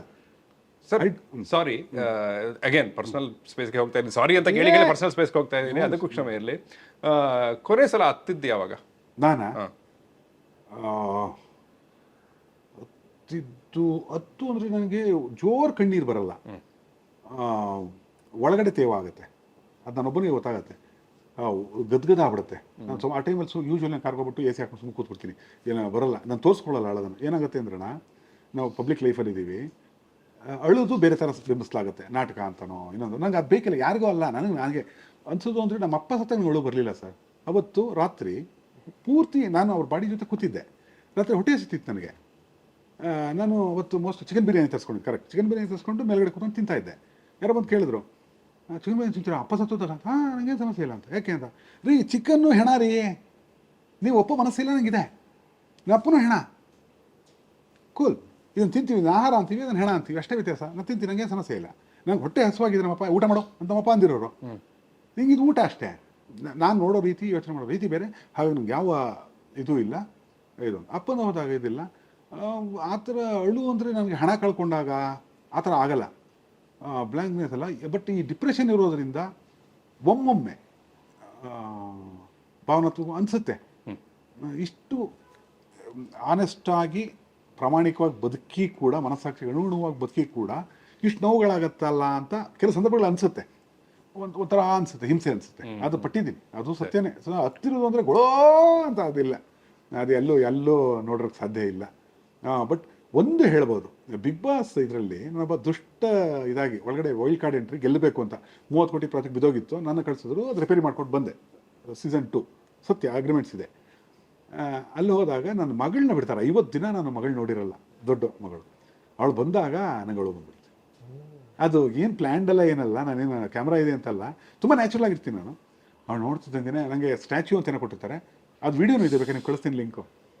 ಅವಳು ನೋಡ್ತೀನಿ, ಊಟ ಕೊಡದೇ ಏನಂತ ಈ ಸ್ಟ್ಯಾಚ್ಯೂ ಎಲ್ಲ ಏನೋ ರಪಕ್ಕ ತಿಳ್ಕೊಂಡು ತಪ್ಕೊಂಡು ಹತ್ಬಿಡ್ತೀನಿ ಸರ್. ಈ ಥರ ಆಗುತ್ತೆ. ಅಯ್ಯೋ ದೇವ್ರೆ, ಅದು ತುಂಬ ಎಮೋಷನಲ್ ಆಗಿದೆ. Thank you for sharing that. ಅಳೋದೆಲ್ಲ ಇರುತ್ತಣ್ಣ. ನಾನು ಅದನ್ನು ಅಳುವನ್ನು ನಾನು ಅದು ಹೇಳ್ತೀನಿ, ಜೀವನದ ಸಾರ್ಥಕತೆ ಅಂದರೆ ಏನು ಅಂತ. ನನಗೆ ಇರೋದು ಈಗ ಅನ್ಸೋದು, ನಾನು ನಗ್ಸೋಕ್ಕೆ ಹುಟ್ಟಿರೋದು ಅಂತ. ನಾನು ಎಂಟರ್ಟೈನರ್, ನಾನು ನಗಿಸ್ಬೇಕು, ಅದೇ ನನ್ನ ಕರ್ಮ, ಅದೇ ನನ್ನ ಜನ್ಮ ಸಿದ್ಧಾಂತ. ನಗಿಸ್ಬೇಕು. ಎಷ್ಟು ನಗಿಸ್ಬೇಕು ಅಂದರೆ, ನನ್ನನ್ನು ಸುಡ್ತಿದ್ದಾರೆ ಆಯಿತಾ, ಬಂದಿರುವಂತಹ ನೋಡ್ತಿರೋರು ಎಷ್ಟು ದುಃಖ ಪಡ್ತಾರೆ ಅಂದರೆ ಇನ್ನು ನಗೋಕ್ಕಾಗಲ್ವಲ್ಲ ಅಂತ. ಸೊ ಚೆನ್ನಾಗಿದೆ. ನಗು ಹುಟ್ಸೋವನು ನೀವೇ, ತೀರ್ಕೊಂಡಾಗ ನಗು ಸತ್ತು ಹೋಯ್ತು, ಪ್ರಪಂಚದ ನಗು ಸತ್ತು ಹೋಯ್ತು. ಸೊ ಆ ಥರದೊಂದು ಕಾಡುತ್ತೆ ನನಗೆ. ಸರ್ ಸಾರಿ ಇದ್ರ ಬಗ್ಗೆ ಮಾತಾಡ್ತಾ ಇದ್ವಿ, ಚೆನ್ನಾಗಿದೆ. ಅದೇ ಟಾಪಿಕ್ ಇಂದ ಮುಂದಕ್ಕೆ ಹೋಗ್ಬಿಡ್ತೀನಿ. ನಂಗೆ ತುಂಬಾ ಇಷ್ಟವಾದ ಲೈನು, ಅಫ್ಕೋರ್ಸ್ ಚಿತ್ರದ ಆರಂಭದಲ್ಲೇ ಬರುತ್ತೆ, ಹಾಗಾಗಿ ನನಗೆ ಆ ಲೈನಿಂದಲೇ ಕೂತ್ಬಿಟ್ಟೆ ನಾನು ಚಿತ್ರದಲ್ಲಿ. ಅನ್ನ ಎಲಿಯೋದೋ ಭತ್ತ ಎಲಿಯೋದೋ, ಎತ್ತಲಿನ ಗೊಬ್ಬರವೋ ಎತ್ತಲಿನ ನೀರೋ, ಯಾರ್ಯಾರ ದುಡಿಮೆಯ ಫಲವೋ ಊಟ ನಮ್ಮದಾಗಲು, ಋಣವೆಂಬುದು ಕಣ್ಣಿಗೆ ಕಾಣದ ಗುಪ್ತಾಮನಿ. ಸರ್, ಇದು ನನ್ನ ಇಗ್ನರೆನ್ಸ್ನ ಪ್ಲೀಸ್ ಎಕ್ಸ್ಕ್ಯೂಸ್ ಮಾಡಿ, ನೀವು ಬರೆದ ಲೈನ್ಗಳ ಅಲ್ಲ, ಡಿ ವಿ ಗುಂಡಪ್ಪನವ್ರದ್ದು. ನಾನು ಅಷ್ಟು ಜ್ಞಾನಿ ಅಲ್ಲ ಸರ್. ಆತ ಬರೆದಿರೋದ್ರಲ್ಲಿ ಆತನ ಅವರು ಪಕ್ಕ ಆಸ್ತಿಕರು, ನಾನು ನಾಸ್ತಿಕ. ನಾಸ್ತಿಕ ಅಂದ ಮಾತ್ರಕ್ಕೆ ದೇವಸ್ಥಾನ ಪ್ರಸಾದ ತಿನ್ನಬಾರ್ದು ಅಂತೇನಿಲ್ವಲ್ಲ, ಅದ್ಭುತವಾದ ಪ್ರಸಾದ ಅದು. ಅದ್ರಲ್ಲಿ ಚೆನ್ನಾಗಿ ಹೇಳಿದೆ ನೋಡಿ ಸರ್. ಈಗ ನಾವೀಗ ಒಂದು ಚಿತ್ರಾನ್ನ ಆರ್ಡರ್ ಮಾಡ್ತೀವಿ, ಈ ಬ್ರೇಕಲ್ಲಿ ನಾವು ಊಟಕ್ಕೆ ಹೋಗ್ತೀವಿ, ಈಗ ಅಲ್ಲಿ ಚಿತ್ರಾನ್ನ ಕೊಡ್ತಾರೆ.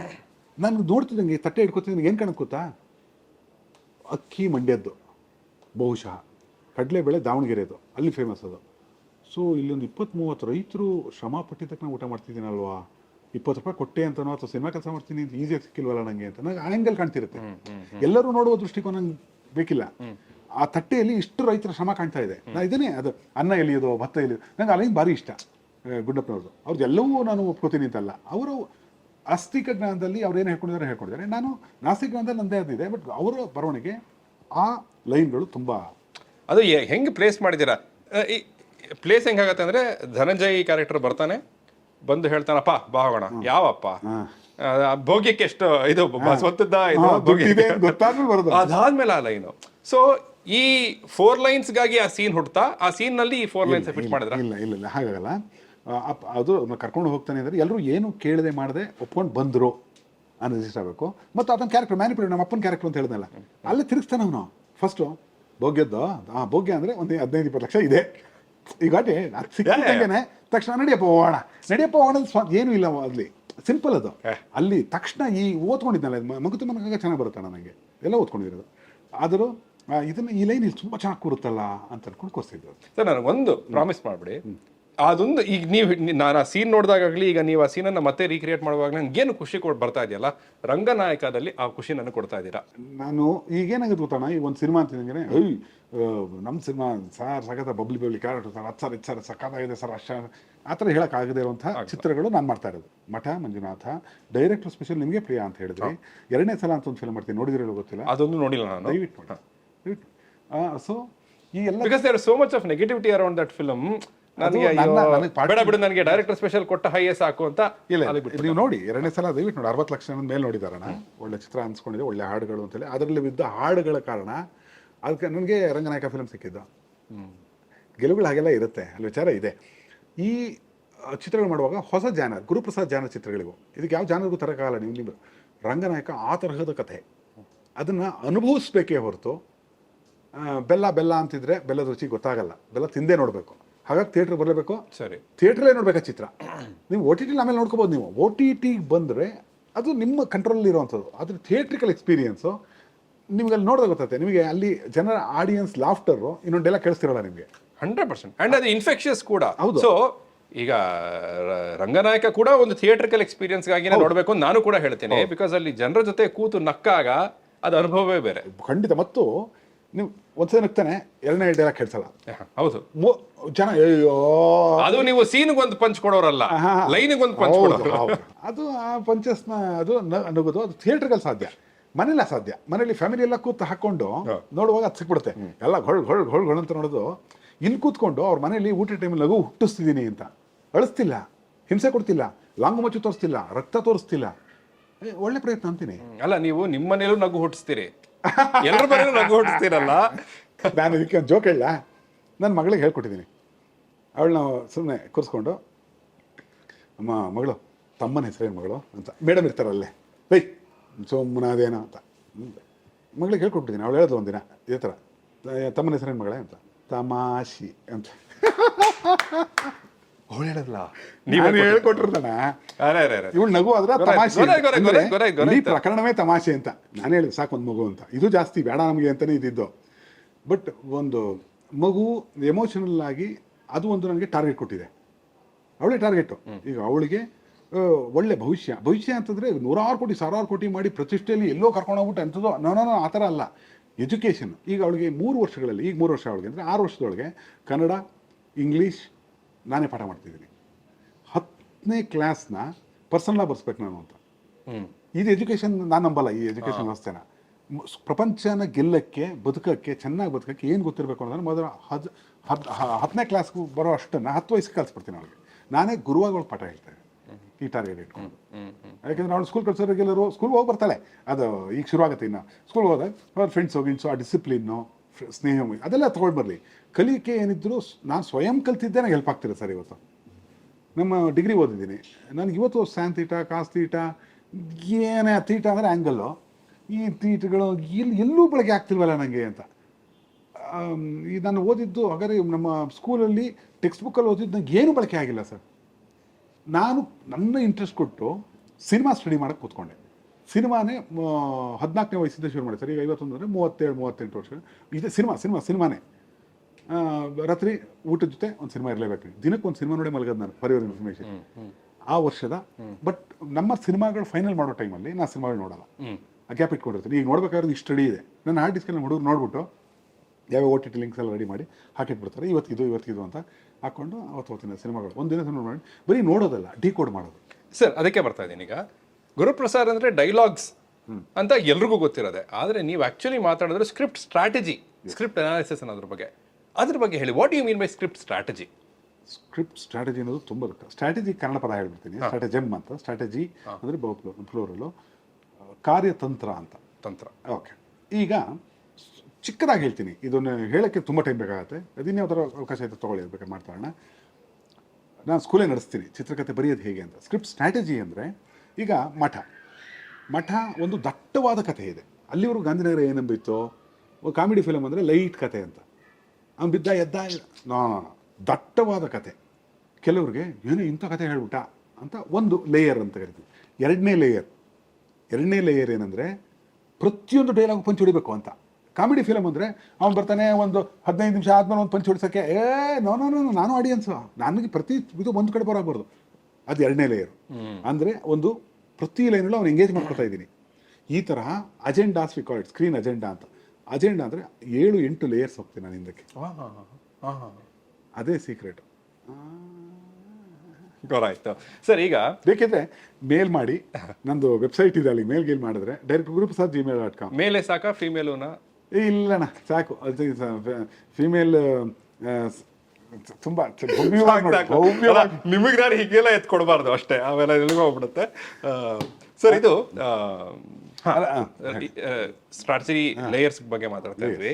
ಟ್ರೇಲರ್ ಅಲ್ಲಿ ನೀವು ಏನು ಬಿಟ್ಕೊಟ್ಟಿಲ್ಲ, ಅದು ನನಗೆ ಪಕ್ಕ ಗೊತ್ತಾಗ್ತಾರೆ, ನೀವೇನು ಬಿಟ್ಕೊಟ್ಟಿಲ್ಲ. ಬಟ್ ಇದ್ರ ಬಗ್ಗೆ ಇದು ಪ್ರಶ್ನೆ ಆಗೋ ಕೇಳ್ತಾ ಇಲ್ಲ, ಸುಮ್ಮನೆ ನಿಮಗೆ ನಿಮ್ಮ ಮುಂದೆ ಇಡ್ತಾ ಇದ್ದೀನಿ, ನೀವು ಏನು ಬೇಕಾದ್ರೂ ಹೇಳ್ಬೋದು. ಇದು ಪ್ರಾಯಶಃ ಚಿತ್ರದಲ್ಲೇ ಒಂದು ಚಿತ್ರವನ್ನು ತೆಗೆಯೋ ಅಟೆಂಪ್ಟಾ ಅಂತ ಕೂಡ ನಂಗೆ ಅನ್ನಿಸ್ತಾರೆ. ಬಿಕಾಸ್ ಅಲ್ಲಿ ಮೊದಲನೇ ಶಾರ್ಟ್ನಲ್ಲಿ ಶ್ರೀನಿವಾಸ್ ಪ್ರಭು ಅವರು, ನೀವು ಮತ್ತು ಇನ್ನೊಬ್ಬರು, ಅವ್ರು ಎಲ್ಲೋ ಬೇರೆ ದೇಶದಿಂದ ಬಂದವರು, ಅವರಿಂದ ನೀವು ಸಿನಿಮಾ ಅನ್ನೋದನ್ನ ಕಲೆಯನ್ನು ಕಲಿತಾ ಇದ್ದೀರಿ. ಪ್ರಾಯಶಃ ಕನ್ನಡಕ್ಕೆ ಒಂದು ಸಿನಿಮಾನ ಮಾಡಬೇಕು ಅಂತ ಅಲ್ಲಿ ರಂಗನಾಯಕ ಹುಟ್ಕೊಂಡ್ರ ಆ ಥರ ಏನೋ ನಂದೇನೋ ಒಂದು ಕ್ಯಾಲ್ಕುಲೇಷನ್ ಇದೆ, ಇದ್ಕೊಳ್ಳಿ. ಸೊ ಚಿತ್ರದ ಬಗ್ಗೆ ಟ್ರೇಲರಲ್ಲಿ ಆಬ್ವಿಯಸ್ಲಿ ಗುರುಪ್ರಸಾದ್ ಟಚಸ್ ನಮಗೆ ಪ್ರಶ್ನೆ ಇಲ್ಲ, ಅದಕ್ಕೆ ಅಷ್ಟೇ ಅಲ್ಲ, ನೀವೇನ್ ಬೇಕಾದ್ರೂ ಹೇಳಿ. ಪ್ರಶ್ನೆ ಏನು ಅಂತ ಅಂದ್ರೆ ಕೇಳಿದ್ ಯಾಕೆಂದ್ರೆ ಮುಂದಿನ ಪ್ರಶ್ನೆ ಏನು ಅಂತ, ನಾನು ಈ ರಂಗನಾಯಕ ಕತೆ ಬಿಟ್ಕೊಡಲ್ಲ. ಈ ಸಿನಿಮಾ ಅದು ಒಳಗಡೆ ಬಂದ, ಈಗ ನಾನು ಮಠ ಅಂತೀನಿ, ಒಂದಷ್ಟು ಜನ ಮಠದಲ್ಲಿ ಸ್ವಾಮಿ ಆಗ್ಬೇಕು ಅಂತ ಹೋಗ್ತಾರೆ, ಅವ್ರೊಳ್ಳೆ ಒಬ್ಬ ರಾಜಕೀಯ ಮಾಡ್ಕೋತಾರೆ, ಒಂದೇನು ಮುಗಿಸ್ಬಿಟ್ಟೆ. ಕರೆಕ್ಟ್. ಅದು ಸಿನಿಮಾ ಅನುಭವ, ನಗುವಿನ ಅನುಭವ, ದಟ್ಟ ಅನುಭವ. ಮಂಜುನಾಥ ಒಬ್ಬ ಸೋಂಬೇರಿ, ಮನೆಯವ್ರಿಗೂ ಹಿಂಸೆ, ಅವ್ರಿಗೂ ಹಿಂಸೆ ಬಿಟ್ಕೊಂಡು ಬೇಡದ್ ಮಾತಾಡ್ಕೊಂಡು ಆಡ್ಕೊಂಡಿರ್ತಾನೆ. ಇಷ್ಟೇ ಬೇಕಾಗೋದು ಒಂದು ಲೈನರು. ನಾನು ಪ್ರಾಮಾಣಿಕವಾಗಿ ಹೇಳ್ಬಿಡ್ತೀನಿ, ಚೆನ್ನಾಗಿ ಹೇಳಿದ್ರಿ. ಪ್ರಶ್ನೆ ಏನು ಅಂತ ಸೂಪರ್ ಆಗಿ ಹೇಳಿದ್ರಿ. ನನ್ನ ಪ್ರಶ್ನೆ ಇಲ್ಲ, ನನ್ನ ಕನ್ಸರ್ನ್ ಏನು ಅಂತ ಹೇಳ್ಬಿಡ್ತೀನಿ. ಗುರುಪ್ರಸಾದ್ ಅವರು ತುಂಬಾ ಗ್ಯಾಪ್ ನಂತರ ಬರ್ತಾ ಇದ್ದಾರೆ, ಹೆಂಗಾದ್ರೂ ಚೆನ್ನಾಗಿದ್ಬಿಡ್ಲಪ್ಪ ಫಿಲಮು. ಹಾಗಾಗಿನೇ ನಾನು ಮುಂಚೆನೂ ಕೇಳಿದೆ, ಆ ಪ್ರಾಮಿಸನ್ನ ನೀವು ಮಾಡ್ತಾ ಇದ್ದೀರಾ. ನೀವು ಅಷ್ಟು ಧಾವಂತ ಪಡಬೇಡಿ. ಅದ್ಭುತವಾದ ಸಿನಿಮಾ ಸರ್, ಅದ್ಭುತವಾದ ಸಿನಿಮಾ. ನಾನು ಕಮಿಟ್ ಆಗ್ತೀನಿ. ನಾನು ಎಷ್ಟು ಹೇಳ್ತೀನಿ ಆ ಕಡೆ, ನಾನು ಯಾವತ್ತು ನನಗೆ ಬರವಣಿಗೆ ಶಕ್ತಿ ಹೋಯ್ತು, ನಿರ್ದೇಶನ ಶಕ್ತಿ ಹೋಯ್ತು ಅಂದ್ರೆ ಬದುಕೇ ಇರಲ್ಲ ಅಂತ. ನಾನು ಇಂಡಸ್ಟ್ರಿ ಉದ್ಯಮ ರಂಗದಲ್ಲಿ ಸುಮ್ಮನೆ ಬ್ಯಾಡದ್ದೇನೋ ಮಾಡ್ಕೊಂಡು ದುಡ್ಡು ಮಾಡೋದು ಅವೆಲ್ಲ ಸೀನೇ ಇಲ್ಲ. ನಾನು ಅಡುಗೆ ಹೋಟ್ಲಿರ್ತೀನಿ, ಬನ್ನಿ ತಟ್ಟೆ ಇಡ್ಲಿ ಮಾಡಿ ಕಳಿಸ್ತೀನಿ. ನಾನು ಮಾಡೋ ತಟ್ಟೆ ಇಡ್ಲಿ, ಚಟ್ನಿ ಒಂದು ಕಾಂಬಿನೇಷನ್ ಮಾಡಿಕೊಟ್ರೆ, ಪೊಂಗಲ್ ಮಾಡಿದ್ರೆ ಅಷ್ಟು ರುಚಿಯಾಗಿರುತ್ತೆ, ಬೆರಳು ನೆಕ್ತಾ ಇರ್ತೀರಿ. ನಾನು ಆಪರೇಷನ್ ಮಾಡ್ಕೊಂಡು ಬದುಕ್ತೀನಿ, ಅಲ್ಲೂ ಕೂಡ ರಿಸಲ್ಟ್ ಇರ್ತೀನಿ. ಸೊ ಸಿನಿಮಾ ಇದನ್ನ ದಟ್ಟವಾದ ಅನುಭವ ಕೊಡ್ಬೇಕು ಆಡಿಯನ್ಸ್ಗೆ ಅಂತ ಹೇಳಿ ಇದು. ಹಾಗಾಗಿ ಕಥೆಯನ್ನ ಯಾವ ಸುಳುವನ್ನ ಬಿಟ್ಕೊಡಕ್ಕೆ ಇಷ್ಟಪಡೋದು. 5 ಲಕ್ಷ ಜನ, 5.5 ಲಕ್ಷ ಜನ ಆಲ್ರೆಡಿ ನೋಡ್ಬಿಟ್ಟಿದ್ದಾರೆ ಒಂದೇ ದಿನಕ್ಕೆ ರಂಗನಾಯಕ ಟ್ರೇಲರ್ 5 ಲಕ್ಷ ಜನ ನೋಡಿದ್ದಾರೆ. It's A very good welcoming. ಇದು ಒಬ್ಬ ಹೊಸದಾಗಿ ಕ್ರಿಯಾಶೀಲವಾಗಿ ಕ್ರಿಯೇಟಿವ್ ಆಗಿ ಲಾಂಗು ಮಚ್ಚು ಅಲ್ಲ, ಅಣ್ಣ ತಂಗಿ ಸೆಂಟಿಮೆಂಟ್ ಅಲ್ಲ, ತಾಯಿ ಮಗ ಸೆಂಟಿಮೆಂಟ್ ಅಲ್ಲ, ಲವ್ ಸ್ಟೋರಿ ಅಲ್ಲ, ಅಲ್ಲದ ಯಾವುದೋ ಸಿನಿಮಾಗಳನ್ನ ತಂದು ನಮ್ಮ ರಂಜಿಸ್ತೀಯಾನೆ. ಅವ್ನು ಇನ್ನೊಂದು ಸತಿ ನಂಬೋಣ ಅನ್ಕೊಳ್ಳಿ, ಬನ್ನಿ ನಂಬಿ, ನಂಬಿಕೆಗೆ ದ್ರೋಹ ಮಾಡೋ ವ್ಯಕ್ತಿ ನಾನಲ್ಲ. ಸರಿ. ಯೋಗರಾಜ್ ಭಟ್ರ ಚಿತ್ರವು 8ನೇ ತಾರೀಕು ಬರ್ತಾ ಇದೆ, ಅದು ಬರ್ಲಿ. ಯಾರದು? ಅಲ್ಲ ನಿಮ್ಮ, ಅದು ನನ್ನ ಪ್ರಶ್ನೆ ಏನು ಅಂದ್ರೆ, ಅದೇ ನಿಮ್ಮ ಟ್ರೇಲರ್ ಅಲ್ಲಿ ಒಬ್ರು ಈಶ್ವರನ್ಗೆ ಒಬ್ರು ಆಕ್ಟರ್ನ ಕರೆಸಿದಿರಲ್ಲ, ಆ ವ್ಯಕ್ತಿ ಬಗ್ಗೆ ಮಾತಾಡ್ತಾ ಇದ್ದೀನಿ. ಇಲ್ಲ ಭಟ್ರು ಶಿವಣ್ಣ ಅಣ್ಣ ಅಲ್ಲ, ಭಟ್ರೆಯಲ್ಲಿ ಶಿವಣ್ಣ ನಮ್ಮಲ್ಲಿ ಭಟ್ರು ಅದು ಕಲ್ಟ ಮನಕ ಅಂತೇಳಿ ನಾ ತಮಾಷೆ ಮಾಡಿದ್ದೀನಿ. ಬಟ್ ಅವರು ಭಟ್ರು ಕನ್ಸಿಸ್ಟೆನ್ಸಿ ಅಂತ ಬಂದಾಗ ಗುರುಪ್ರಸಾದ್ ಭಟ್ರು ಅಂತ ಬರುತ್ತೆ. ಕನ್ಸಿಸ್ಟೆನ್ಸಿಗಳು ನೋಡ್ಕೊಳ್ಳಿ, ನನ್ನ ಕನ್ಸಿಸ್ಟೆನ್ಸಿ ಅವ್ರ ಕನ್ಸಿಸ್ಟೆನ್ಸಿ ನೋಡೋಣ. ಮತ್ತು ಇನ್ನೂ ಅಂದರೆ 1 to 1 ಭಟ್ರು ನನ್ನ ಫ್ರೆಂಡ್ಸೇ, ಇವತ್ತು ಎಣ್ಣೆ ಹೊಡಿತೀವಿ, ಕೂತ್ಕೋತೀವಿ, ಸಿಗ್ತೀವಿ, ಮಾತಾಡ್ತೀವಿ, ಚೇರಿಸ್ತೀವಿ, ಪರಸ್ಪರ ಎಲ್ಲ ಆಗುತ್ತೆ. ಸಿನಿಮಾಗಳು ವಿರುದ್ಧ ಬರಲಿ ಅಂತ, ನೋ ಇಶ್ಯೂ, ಚಾಲೆಂಜ್ ಅಕ್ಸೆಪ್ಟೆಡ್. ಸರಿ, ಚಾಲೆಂಜಿಂಗ್ ಸ್ಟಾರು ಆದರೆ ನೋಡಿ, ಈ ಮೂಲಕ ನಾನು ಚಾಲೆಂಜಿಂಗ್ ಸ್ಟಾರ್ ಆಗಿದ್ರೆ, ಈಗ ಚಾಲೆಂಜಿಂಗ್ ಸ್ಟಾರ್ ಆದರೆ. ಸರ್, ಇದು ಕನ್ನಡದ ಕೋಟ್ಯಾಧಿಪತಿ ಬಗ್ಗೆ ನೀವು ನಮಗೆ ಆಫ್ ಕ್ಯಾಮರಾ ಒಂದು ವಿಚಾರವನ್ನು ಹೇಳ್ತಾ ಇದ್ರಿ, ತುಂಬ ಅದು ಚೆನ್ನಾಗಿತ್ತು. ಅಂದರೆ ಅದು ನೀವು ಕ್ಯಾಮ್ರಾ ಮುಂದೆ ಇಲ್ಲಿವರೆಗೂ ನನ್ನ ಪ್ರಕಾರ ಹೇಳದಿರೋ ಒಂದು ಸನ್ನಿವೇಶ, ಅದನ್ನ ಹೇಳಲಿಕ್ಕಾದ್ರೆ. ಅಪ್ಪ ಸರ್, ಅದು ಅಯ್ಯೋ ಅಣ್ಣ, ಅವ್ರ ಜೊತೆ ಒಡನಾಟ ಭಾರಿ ಸಂತೋಷದ ಒಡನಾಟ. ಅವರು ತುಂಬ ಮಗು, ಬೇಸಿಕಲಿ ಎಜುಕೇಷನ್ ಕಮ್ಮಿ ಇತ್ತು ಅವ್ರಿಗೆ. ಏನೋ ಹೇಳಿ ತುಂಬ ಗಮನ ಕೊಟ್ಟು ಕೇಳೋರು, ಇದೆಲ್ಲ ಇಲ್ಲ. ನಾನು ಮಾಡುವಾಗ ಸ್ಕ್ರಿಪ್ಟ್ ನಡೀತಾ ಇರುತ್ತೆ, ಅದು ಮಾಡುವಾಗ ಅದು ಈ ಸತಿ ಫಸ್ಟ್ ಸೀಸನಲ್ಲಿ ಗುರುಗಳೇ ಅಂತ ಕರಿತಿದ್ರು. ಗುರುಗಳೇ ಫಸ್ಟ್ ಸೀಸನಲ್ಲಿ ಯಾರು ಕನ್ನಡದ ಕೋಟ್ಯಾಧಿಪತಿ ಆಗ್ಬೋದು ಅಂತ ನಾನು ತಕ್ಷಣ ಅಪ್ಪು ಸರ್ ಅಪ್ಪುಜಿ ಅಣ್ಣ ಎಲ್ಲ ಮಾಡ್ತಾನೆ. ಅಪ್ಪು ಸರ್ ಇದು ಒಂದು ಈಗವರೆಗೂ ಕುಡಿಸಿರೋದು ಒಂದು 30 ಲಕ್ಷ ರೂಪಾಯಿ, ಸಿಗರೇಟ್ ಸೇದಿರೋದು ಸೇದಿಸಿರೋದು ಅದೊಂದು 20 ಲಕ್ಷ ರೂಪಾಯಿ, ಕಾರ್ಡ್ಸ್ ಒಂದು 30-40 ಲಕ್ಷ ರೂಪಾಯಿ. ಕಾರ್ಡ್ಸು ಕಾರ್ಡ್ಸ್ ಒಂದು 25-30 ಲಕ್ಷ ಏನು ಇಟ್ಕೊಳ್ಳಿ, ಎಲ್ಲ ಇಟ್ಕೊಂಡ್ರೆ ಕೋಟಿ ದಾಟತ್ತೆ ಸರ್. ಹಾಗಾಗಿ ನಾನೇ ಕನ್ನಡದ ಕೋಟ್ಯಾಧಿಪತಿ ಅಂತ ನಕ್ಕಿದ್ರು. ಅಂದರೆ ಅದು ಅವ್ರ ಜೊತೆ ಅವ್ರನ್ನ ನಗ್ಸಿದ್ ನಂಗೆ ಭಾರಿ ಖುಷಿ. ಚೆನ್ನಾಗಿ ನಗೋರು, ಅವ್ರ ನಗು ತುಂಬ ಸುಂದರ. ನಾನು ಹೇಳಿದ್ದೆ ಅಣ್ಣ ಅವ್ರ ಜೊತೆ ಕೆಲಸ ಮಾಡಬೇಕು ಅಂತಿತ್ತು, ನಿಮ್ಮ ಜೊತೆ ನನಗೆ ಅವಕಾಶ ಬಂದ್ಬಿಡ್ತು ಅಂತ. ನೀವು ಅದೊಂದು ಚೆನ್ನಾಗಿ ಅದು ಹೇಳಿಲ್ಲ ಎಲ್ಲೂ. ಅಪ್ಪು ಅವರು ನಾವು ಅಗ್ರಿಮೆಂಟ್ ಸೈನ್ ಮಾಡೋದು ಪ್ರೊಸೆಸ್ ಎಲ್ಲ ಇರುತ್ತೆ. ನಾನು ಮೆಂಟಲ್ ಟು ಪುನೀತ್ ಅಂದರೆ ಅವ್ರಿಗೆ ಗುರುಗಳಾಗಿ ಕನ್ನಡವನ್ನು ತಿದ್ದಬೇಕಾಗ್ತದೆ, ಯಾಕೆಂದ್ರೆ ತಪ್ಪುಗಳಾಗಬಾರ್ದು ಅಂತ. ಎಸ್, ಅದು ಜವಾಬ್ದಾರಿ, ಪ್ರೊಫೆಷನಲ್ ಎಥಿಕ್ಸ್ ಹೀಗೆಲ್ಲ ಇರುತ್ತೆ.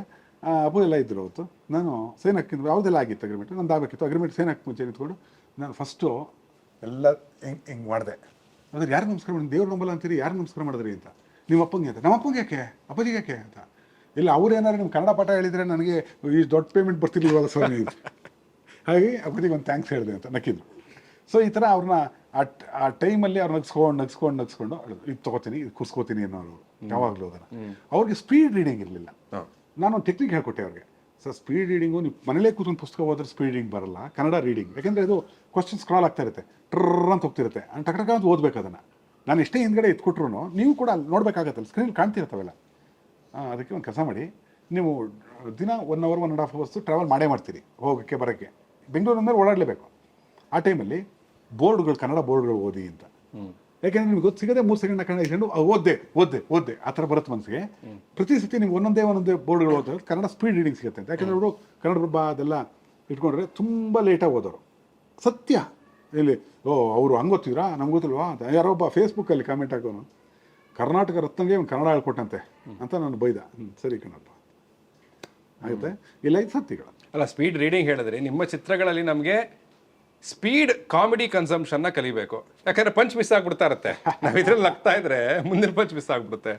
ಇಲ್ಲ, ಬರವಣಿಗೆ ಇದನ್ನು ತುಂಬ ಶಾರ್ಪನ್ ಮಾಡಿ, ಯಾಕೆಂದ್ರೆ ತುಂಬ ಕಾನ್ಶಿಯಸ್ ಆಗಿ. ಯಾಕೆಂದರೆ ನನ್ನಂತಹ ಒಂದು ಬಡ ಪ್ರತಿಭೆ ಕನಕಪುರದಿಂದ ಬಂದು ಆತನಿಗೆ ಸಿಕ್ಕ ದೊಡ್ಡದು ಅವಕಾಶಗಳನ್ನ ಅವನೇ ಕಷ್ಟಪಟ್ಟು ಹುಡುಕೊಂಡಿದ್ದು. ಮಠ ಆಗಲಿ ಬಂದು ಈಗ ಇನ್ನೊಂದು ಹ್ಯಾಟ್ರಿಕ್ ಮಾಡೋ ಅವಕಾಶ, ಅದನ್ನು ಕಾಲಲ್ಲಿ ಒದ್ದಂಗೆ ಆಗ್ಬಿಡುತ್ತೆ ತಪ್ಪು. ಸೊ ಇಲ್ಲ, ಎಚ್ಚರಿಕೆಯಲ್ಲಿ ಬರೆಯೋಣ, ಮಾಡೋಣ ಹ್ಯಾಟ್ರಿಕ್, ಹೇಗೆ ಬಿಡಬೇಕು ಸಿಕ್ಕ ಅವಕಾಶನ ಬಳಸ್ಕೊಳ್ತಿದ್ರೆ ಅಜ್ಞಾನಿಗಳು ಅಂತೀವಿ. ಸರಿಯಾಗಿ ಸಮರ್ಥವಾಗಿ ಬಳಸ್ಕೊಂಡ್ರೆ ನಮ್ಮ ಕೆಲಸ, ನಾವು ವೃತ್ತಿ ಭಕ್ತಿ ಅಚ್ಚುಕಟ್ಟಾಗಿದೆ ಅಂತ. ಸರ್, ಕೊನೆ 2 ಪ್ರಶ್ನೆಗಳು. ಒಂದು ಸಲೀಸಾ ಕೇಳ್ಬಿಡ್ತೀನಿ. ಗೆದ್ದೇಳು ಮಂಜುನಾಥ 2 ಬರೋದಿದೆಯಾ? ಎಸ್ ಇದೆ. ಆದರೆ ಗೆದ್ದೇಳು ಮಂಜುನಾಥ 2 ಅದರ ಟೈಟ್ಲ್ ಅಲ್ವಾ, ಅದು ವರ್ಕಿಂಗ್ ಟೈಟ್ಲ್ ಅಂತ. ಸರಿ. ಅದರಲ್ಲಿ ನಮ್ಮ ರಂಗನಾಯಕ ತಂಡವೇ ಇದೆ, ಜಗ್ಗೇಶ್ ಅವರೊಬ್ಬರನ್ನ ಬಿಟ್ಟು. ಸರಿ. ಇದು ಕರೋನಾ ಟೈಮಲ್ಲಿ ಮಾಡಿ ಇಟ್ಕೊಂಡು ರೆಡಿ ಇದೆ. ಜೂನ್ ನಾನು ಅನ್ಕೊಂಡಿದ್ದು ಅದು ಮುಂಚೆ ಬರುತ್ತೆ, ತದನಂತರ ರಂಗನಾಯಕ ಇದನ್ನ ರಿಲೀಸ್ ಮಾಡಿ ನಂತರ ಜೂನಲ್ಲಿ ರಿಲೀಸ್ ಮಾಡ್ತಾ ಇದ್ದೀನಿ. ಏನಂದ್ರೆ ಡಿಲೇ ಮಾಡ್ತಾರೆ. ಆ ಫಿಲ್ಮ್ ನಾನೇ ಪ್ರೊಡ್ಯೂಸ್ ಮಾಡಿದ್ದೀನಿ, ನನ್ನ ಸ್ನೇಹಿತರ ಸಹಕಾರದೊಂದಿಗೆ. ಓಕೆ, ಹಾಗಾಗಿ ಆ ಚಿತ್ರ ಇದಾಗಿ 2 ತಿಂಗಳಿಗೆ ರಿಲೀಸ್ ಆಗಬೇಕು ಅಂತ ಅದು ನನ್ನ ಅದ್ರ ಫೈನಲ್ ಕೆಲಸ ಕೂಡ ನಡೀತಾ ಇದೆ. ಮತ್ತು ಡಿಸೆಂಬರ್ ಎಂಡಿಗೆ ಇನ್ನೊಂದು ಸಿನಿಮಾ ಬರ್ತಾ ಇದೆ, ನನ್ನ ನಿರ್ಮಾಣದ್ದೇ. ಇನ್ಮೇಲೆ ನನ್ನ ಚಿತ್ರ ನಿರ್ಮಾಣದ್ದು. ಹೌದು. ನಿರ್ದೇಶನ ನಿಮ್ದೆ? ನಿರ್ದೇಶನ ನಿರ್ಮಾಣ ಎಲ್ಲ ನಂದೆ. ಯಾಕೆಂದ್ರೆ ಯಾವಾಗ ನಾನು ಮೊದಲು ಮಠ ಮಂಜುನಾಥ ಎಕ್ಸಿಕ್ಯೂಟಿವ್ ಪ್ರೊಡ್ಯೂಸರ್ ನಾನೇ. ಅದಾದ್ಮೇಲೆ 3 ಸಿನಿಮಾ ಮಾಡಿದೆ, ಡೈರೆಕ್ಟರ್ ಸ್ಪೆಷಲ್, 2ನೇ ಸಲ ಮತ್ತು ಅದೇಮ. 3 ಜನ ಕೋ ಪ್ರೊಡ್ಯೂಸರ್ಸು, ಪಾರ್ಟ್ನರ್ಸ್. ಅವ್ರು ಪ್ರೊಡ್ಯೂಸರ್ಸ್ ಅಲ್ಲ, ಪಾರ್ಟ್ನರ್ಸ್. ನನ್ನ ಮಾತು ಕೇಳಿಲ್ಲ, ನನಗೆ ಮೋಸ ಮಾಡೋದು. ಹಾಗಾಗಿ 3 ಕೋ ಪ್ರೊಡಕ್ಷನ್ ಆಯಿತು, ಇನ್ನು ಪ್ರೊಡಕ್ಷನ್ ಮಾಡೋಣ ಅಂತೇಳಿ ಸ್ನೇಹಿತರ ಜೊತೆ ಸೇರಿ ಎದ್ದೇಳು ಮಂಜುನಾಥ 2 ಅಂತ ಹೆಸರಿಟ್ಟಿದ್ದೀನಿ. ಅದು ಏನು ಟೈಟ್ಲ್ ಅಂತ ಇಷ್ಟಲ್ಲೇ ರಿವೀಲ್ ಮಾಡ್ತೀವಿ ಅದನ್ನು. ಅದಾದ ಡಿಸೆಂಬರ್ ಒಳಗೆ ಇನ್ನೊಂದು ಸಿನಿಮಾ ಮಾಡ್ತಾ ಇದ್ದೀವಿ. ಸರ್, ಅದರದ್ದು ಪ್ರಿಪ್ರೇಷನ್ ನಡೀತಾ ಇದೆ. ಈಗ ನನಗೆ ಸ್ವಾತಂತ್ರ್ಯ ಬಂತು ಅಂತ ಹೆಂಗೆ ಸ್ವಾತಂತ್ರ್ಯ 1947 ನೋಡೋಣ. ಯಾವಾಗ ನಿರ್ದೇಶಕ ತನ್ನ ಕಥೆ ತಾನೇ ಪ್ರೊಡ್ಯೂಸ್ ಮಾಡ್ಕೊಳ್ಳೋ ಶಕ್ತಿ ಬರುತ್ತೆ, ಅವನ ಚಿತ್ರಕ್ಕೆ ಅವನು ಪ್ರೊಡ್ಯೂಸರ್ ಆಗ್ತಾನೆ, ಅವನು ಸ್ವಾತಂತ್ರ್ಯ ಬಂತ ಅವನಿಗೆ ಅಂತ ನನಗೆ ಬಂದಿದೆ. ಇನ್ನು ಮಾಡ್ಕೊಳ್ಳಿ ನನ್ನ ಬಡ್ಜೆಟ್ ಚಿತ್ರಗಳು ಅಂದರೆ ಹುಚ್ಚು 20 ಕೋಟಿ 30 ಕೋಟಿ ಯಾರೋ ಹೀರೋನ ಇಷ್ಟು ಕೋಟಿಗಳು ಕೊಟ್ಟು ನಂಗೆ ಬೇಡ ಅಂತ ಸಿನಿಮಾ ನೀವು ಮಾಡ್ಕೊಡ್ರಪ್ಪ, ನೀವೆಲ್ಲ ಚೆನ್ನಾಗಿರಿ. ಏನು ವಿಶೇಷವಾದ ಕಥೆಗಳು, ವಿಶೇಷವಾದ ನಿರ್ಮಾಣ ಸಂಸ್ಥೆಗಳು ಕೈ ಜೋಡಿಸಿ ಒಳ್ಳೆ ಸಿನಿಮಾ ಮಾಡೋಣ. ಸರ್, 1947 ಸ್ವತಂತ್ರ ಬಗ್ಗೆ ಮಾತಾಡಿದ್ರಿ. ಚಿತ್ರದಲ್ಲಿ 1911 ಒಂದು 5 ನಿಮಿಷ ಗೂಗಲಲ್ಲಿ ಹುಡುಕಿದ್ದಕ್ಕೇನು ಸಿಗಲೇ ಇಲ್ಲ. ಸೊ ಆ ಥರದ್ದೇನೋ ಹಿಡಿದಿದ್ದೀರಾ ನೀವು ಅಂತ? ನಾನು ಗೂಗಲಲ್ಲಿ ರಿಸರ್ಚ್ ಅಂದರೆ ನನಗೆ ಇಲ್ಲಿದೆ ರಿಸರ್ಚ್. ಸರಿ. ನನ್ನ ಲೈಬ್ರರಿಲಿ ಕೂತ್ಕೊಂಡ್ರೆ ನಾ ರಿಸರ್ಚ್ ಮಾಡೋ ರೀತಿ ಬೇರೆ. ಗೂಗಲಲ್ಲಿ ಏನಿದೆಯೋ ಅದೇ ಸತ್ಯ ಅಂತ ಅದು ಇರಬಹುದು. ಗೂಗಲ್ ಒಂದಷ್ಟು ಮಾಹಿತಿ ಸಿಗುತ್ತೆ ನಮಗೆ. ಗೂಗಲಲ್ಲಿ ನನಗೆ ಚಲಚಿತ್ರ ತೋರಿಸಿ, ನನ್ನ ಮನೆಯಲ್ಲಿ ಗೂಗಲಲ್ಲಿ ಸಿಗುತ್ತೆ ನೋಡಿದೆ, ದೇವರಣ ಇಲ್ಲ ಅಲ್ಲಿ. ಹಾಗಾದ್ರೆ ನಾನು ತಿಳಿದೆ ಗೂಗಲ್ ಇರೋದು ಮಾತಾಡೋ ಸತ್ಯ, ನಾನು ತಿಳ್ಕೊಂಡಿರೋದು ತಪ್ಪ ಅಂದ್ಬಿಟ್ಟು ನಾನು ಹೋಗಿ ಮತ್ತೆ ನೋಡಿದೆ. ತಳಪ ತೋರಿಸೋಣ ಎಲ್ರಿಗೂ, ಇಲ್ಲಿದೆ, ನಾನು ನೋಡಿದ್ದೀನಿ, ನನಗೆ ಗೊತ್ತಿದೆ ಅನ್ನೋದು ಹೇಳಲ್ಲ. ಸೊ ಹೀಗೆ 1911 ಎಸ್. ಯಾಕೆ 1911 ಸಿನಿಮಾ ನೋಡಿ. ಸರಿ. ಸರಿ ಸರಿ. ಬಟ್ ಇಟ್ಸ್ ನಾಟ್ ಕಾಮನ್ ನಾಲೆಡ್ಜಾ ಅಂತ ನಾನು ಅಷ್ಟು ಮಾತ್ರ ಕೇಳ್ತಾ ಇದ್ದೀನಿ. ಈ 19 ಲೆವೆಲಲ್ಲಿ ನೀವು ಏನೇನು ಮುಟ್ತಾ ಇದ್ದೀರೋ ಚಿತ್ರದಲ್ಲಿ? ಅಣ್ಣ ಕನ್ನಡ ಚಿತ್ರರಂಗದಲ್ಲಿ ಇದುವರೆಗೂ 90 ವರ್ಷ ಆಯಿತು, ಇನ್ನೇನು 90 ವರ್ಷ ಅದರ ಆಚರಣೆ ಎಲ್ಲ ಚೇಂಬರ್ ಮಾಡ್ತಾ ಇದೆ. ಇದರಲ್ಲಿ ಇದುವರೆಗೂ ನಾನು ಲೆಕ್ಕಕ್ಕೂ ಸಿಕ್ಕಿರುವಂಥದ್ದು 5800 5900 ಸಿನಿಮಾ ಆಸುಪಾಸು ಈಗ ನಡೀತಾ ಇರೋ ಸಿನಿಮಾಗಳು ಸೇರಿ. ಇದರಲ್ಲಿ ಎಲ್ಲದಕ್ಕಿಂತ ವಿಶೇಷವಾಗಿರುತ್ತೆ ಸಿನಿಮಾ. ನೀವು ಡೈರೆಕ್ಟರ್ ಸ್ಪೆಷಲ್ ಸಿನಿಮಾ ನೋಡಿ, ನಮಗೆ 100% ಟ್ಯಾಕ್ಸ್ ಫ್ರೀಗೆ ಶಿವರಾಮಣ್ಣ ಬಂದಿದ್ರು. ಶಿವರಾಮಣ್ಣ ಯಾರಂದರೆ ಪುಟ್ಟಣ್ಣ ಕಣಗಾಲ್ ಅವ್ರಿಗೆ ಅಸೋಸಿಯೇಟ್ ಆಗಿದ್ದವರು ಅವರು, ಗೊತ್ತಲ್ಲ? ಶಿವರಾಮಣ್ಣ ಸಿನಿಮಾ ನೋಡ್ಬೇಕು ಅವರು. ಶಿವರಾಮಣ್ಣ ಟೀಮ್ ಇತ್ತು, ಕಮಿಟಿ ಇತ್ತು. ನೋಡ್ಬಿಟ್ಟು ಹೊರಗಡೆ ಬಂದು ನನ್ನ ನೋಡಿದ್ರು, ನಾನು ದಮ್ಮಿಡ್ಕೊಂಡು ನಿಂತಿದ್ದೆ ಅಲ್ಲಿ. ನಮಸ್ಕಾರ ಅಣ್ಣ ಅಂತ ಅಂದ್ಬಿಟ್ಟು ದಬ್ಬಿ ಸಾಕ್ಬಿಟ್ಟು ಹೋದೆ. ನನಗೆ ಪುಟ್ಟಣ್ಣ ಅದನ್ನ ಶಾಕ್ ಕೊಟ್ಬಿಟ್ಟಿಯಪ್ಪ ಅಂಥದ್ದು. ಈಗ ಶಿವರಾಮಣ್ಣ ಅವರು ಇಲ್ಲ, ಆದರೂ ಇಲ್ಲೂ ಒಂದು ಶಾಕ್ ತೊಗೋತೀರಿ ಬನ್ನಿ, ಖಂಡಿತ ನಗೆಯ ಶಾಕ್. ನಿಮ್ಗೆ ಹೇಳ್ತೀನಿ, ಚಿಕ್ಕದಾಗಿ ಮುಗಿಸೋಕ್ಕೆ ಒಂದು ಹೇಳ್ಬಿಡ್ಲಾ, ನವೆಂಬರ್ 1 ಕನ್ನಡ ರಾಜ್ಯೋತ್ಸವ, ಆದರೆ ಈ ಸಲ March 8 Kannada Rajyotsava. Very nice, very nice sir. On that note, ಈ ಸಲ ರಾಜ್ಯೋತ್ಸವ ಬೇಗನೆ ಬರಲಿ ಅಂತ ನಾವೆಲ್ಲರೂ ಆಶಿಸ್ತಾ ಇದ್ದೀವಿ. ಶಿವರಾತ್ರಿ ದಿನ ಬಂದಿದೆ. ನಾನು ನಮ್ಮ ಪ್ರೊಡ್ಯೂಸರ್ ಹೇಳ್ತಿದ್ದೆ, ಜಾಗರಣೆ ಥಿಯೇಟ್ರ್ ಮಾಡೋಣ ರೀ ಅಂತ. ಕನ್ನಡದ ಜಾಗರಣೆ ಆಗಲಿ, ಶಿವನ ಜಾಗರಣೆ ಆಗಲಿ, ಥಿಯೇಟ್ರ್ಗಳಲ್ಲಿ ರಾತ್ರಿ 4 ಶೋ ಹಾಕೋಣ ಅಂತ. ಅದಾದರೆ ನಗೆ ಜಾಗರಣೆ, ಕನ್ನಡ ಜಾಗರಣೆ, ಹಾಸ್ಯದ ಜಾಗರಣೆ, ಶಿವನ ಜಾಗರಣೆ. ಲವ್ಲಿ. ಸೊ ಎಲ್ಲರೂ ಪ್ರೇಕ್ಷಕರು ಮಲಗದೇ ಇರಲಿ, ಅದನ್ನು ನಿಮ್ಮ ಬರವಣಿಗೆ, ನಿಮ್ಮ ಮಾತಿನ ಮೂಲಕ ನೀವು ಮಲಗಿಸೋದು ಇಲ್ಲ, ನಮ್ಮನ್ನು ನಗಿಸ್ತಾನೆ ಇರ್ತೀರ. ಈಗ ಕೊಟ್ಟ ಸಮಯಕ್ಕಾಗಿ ಧನ್ಯವಾದಗಳು ಸರ್. ಧನ್ಯವಾದಗಳು. S. GT Holidays, South India's #1 travel brand. GUVI, a vernacular edutech brand, skilling everyone, everywhere.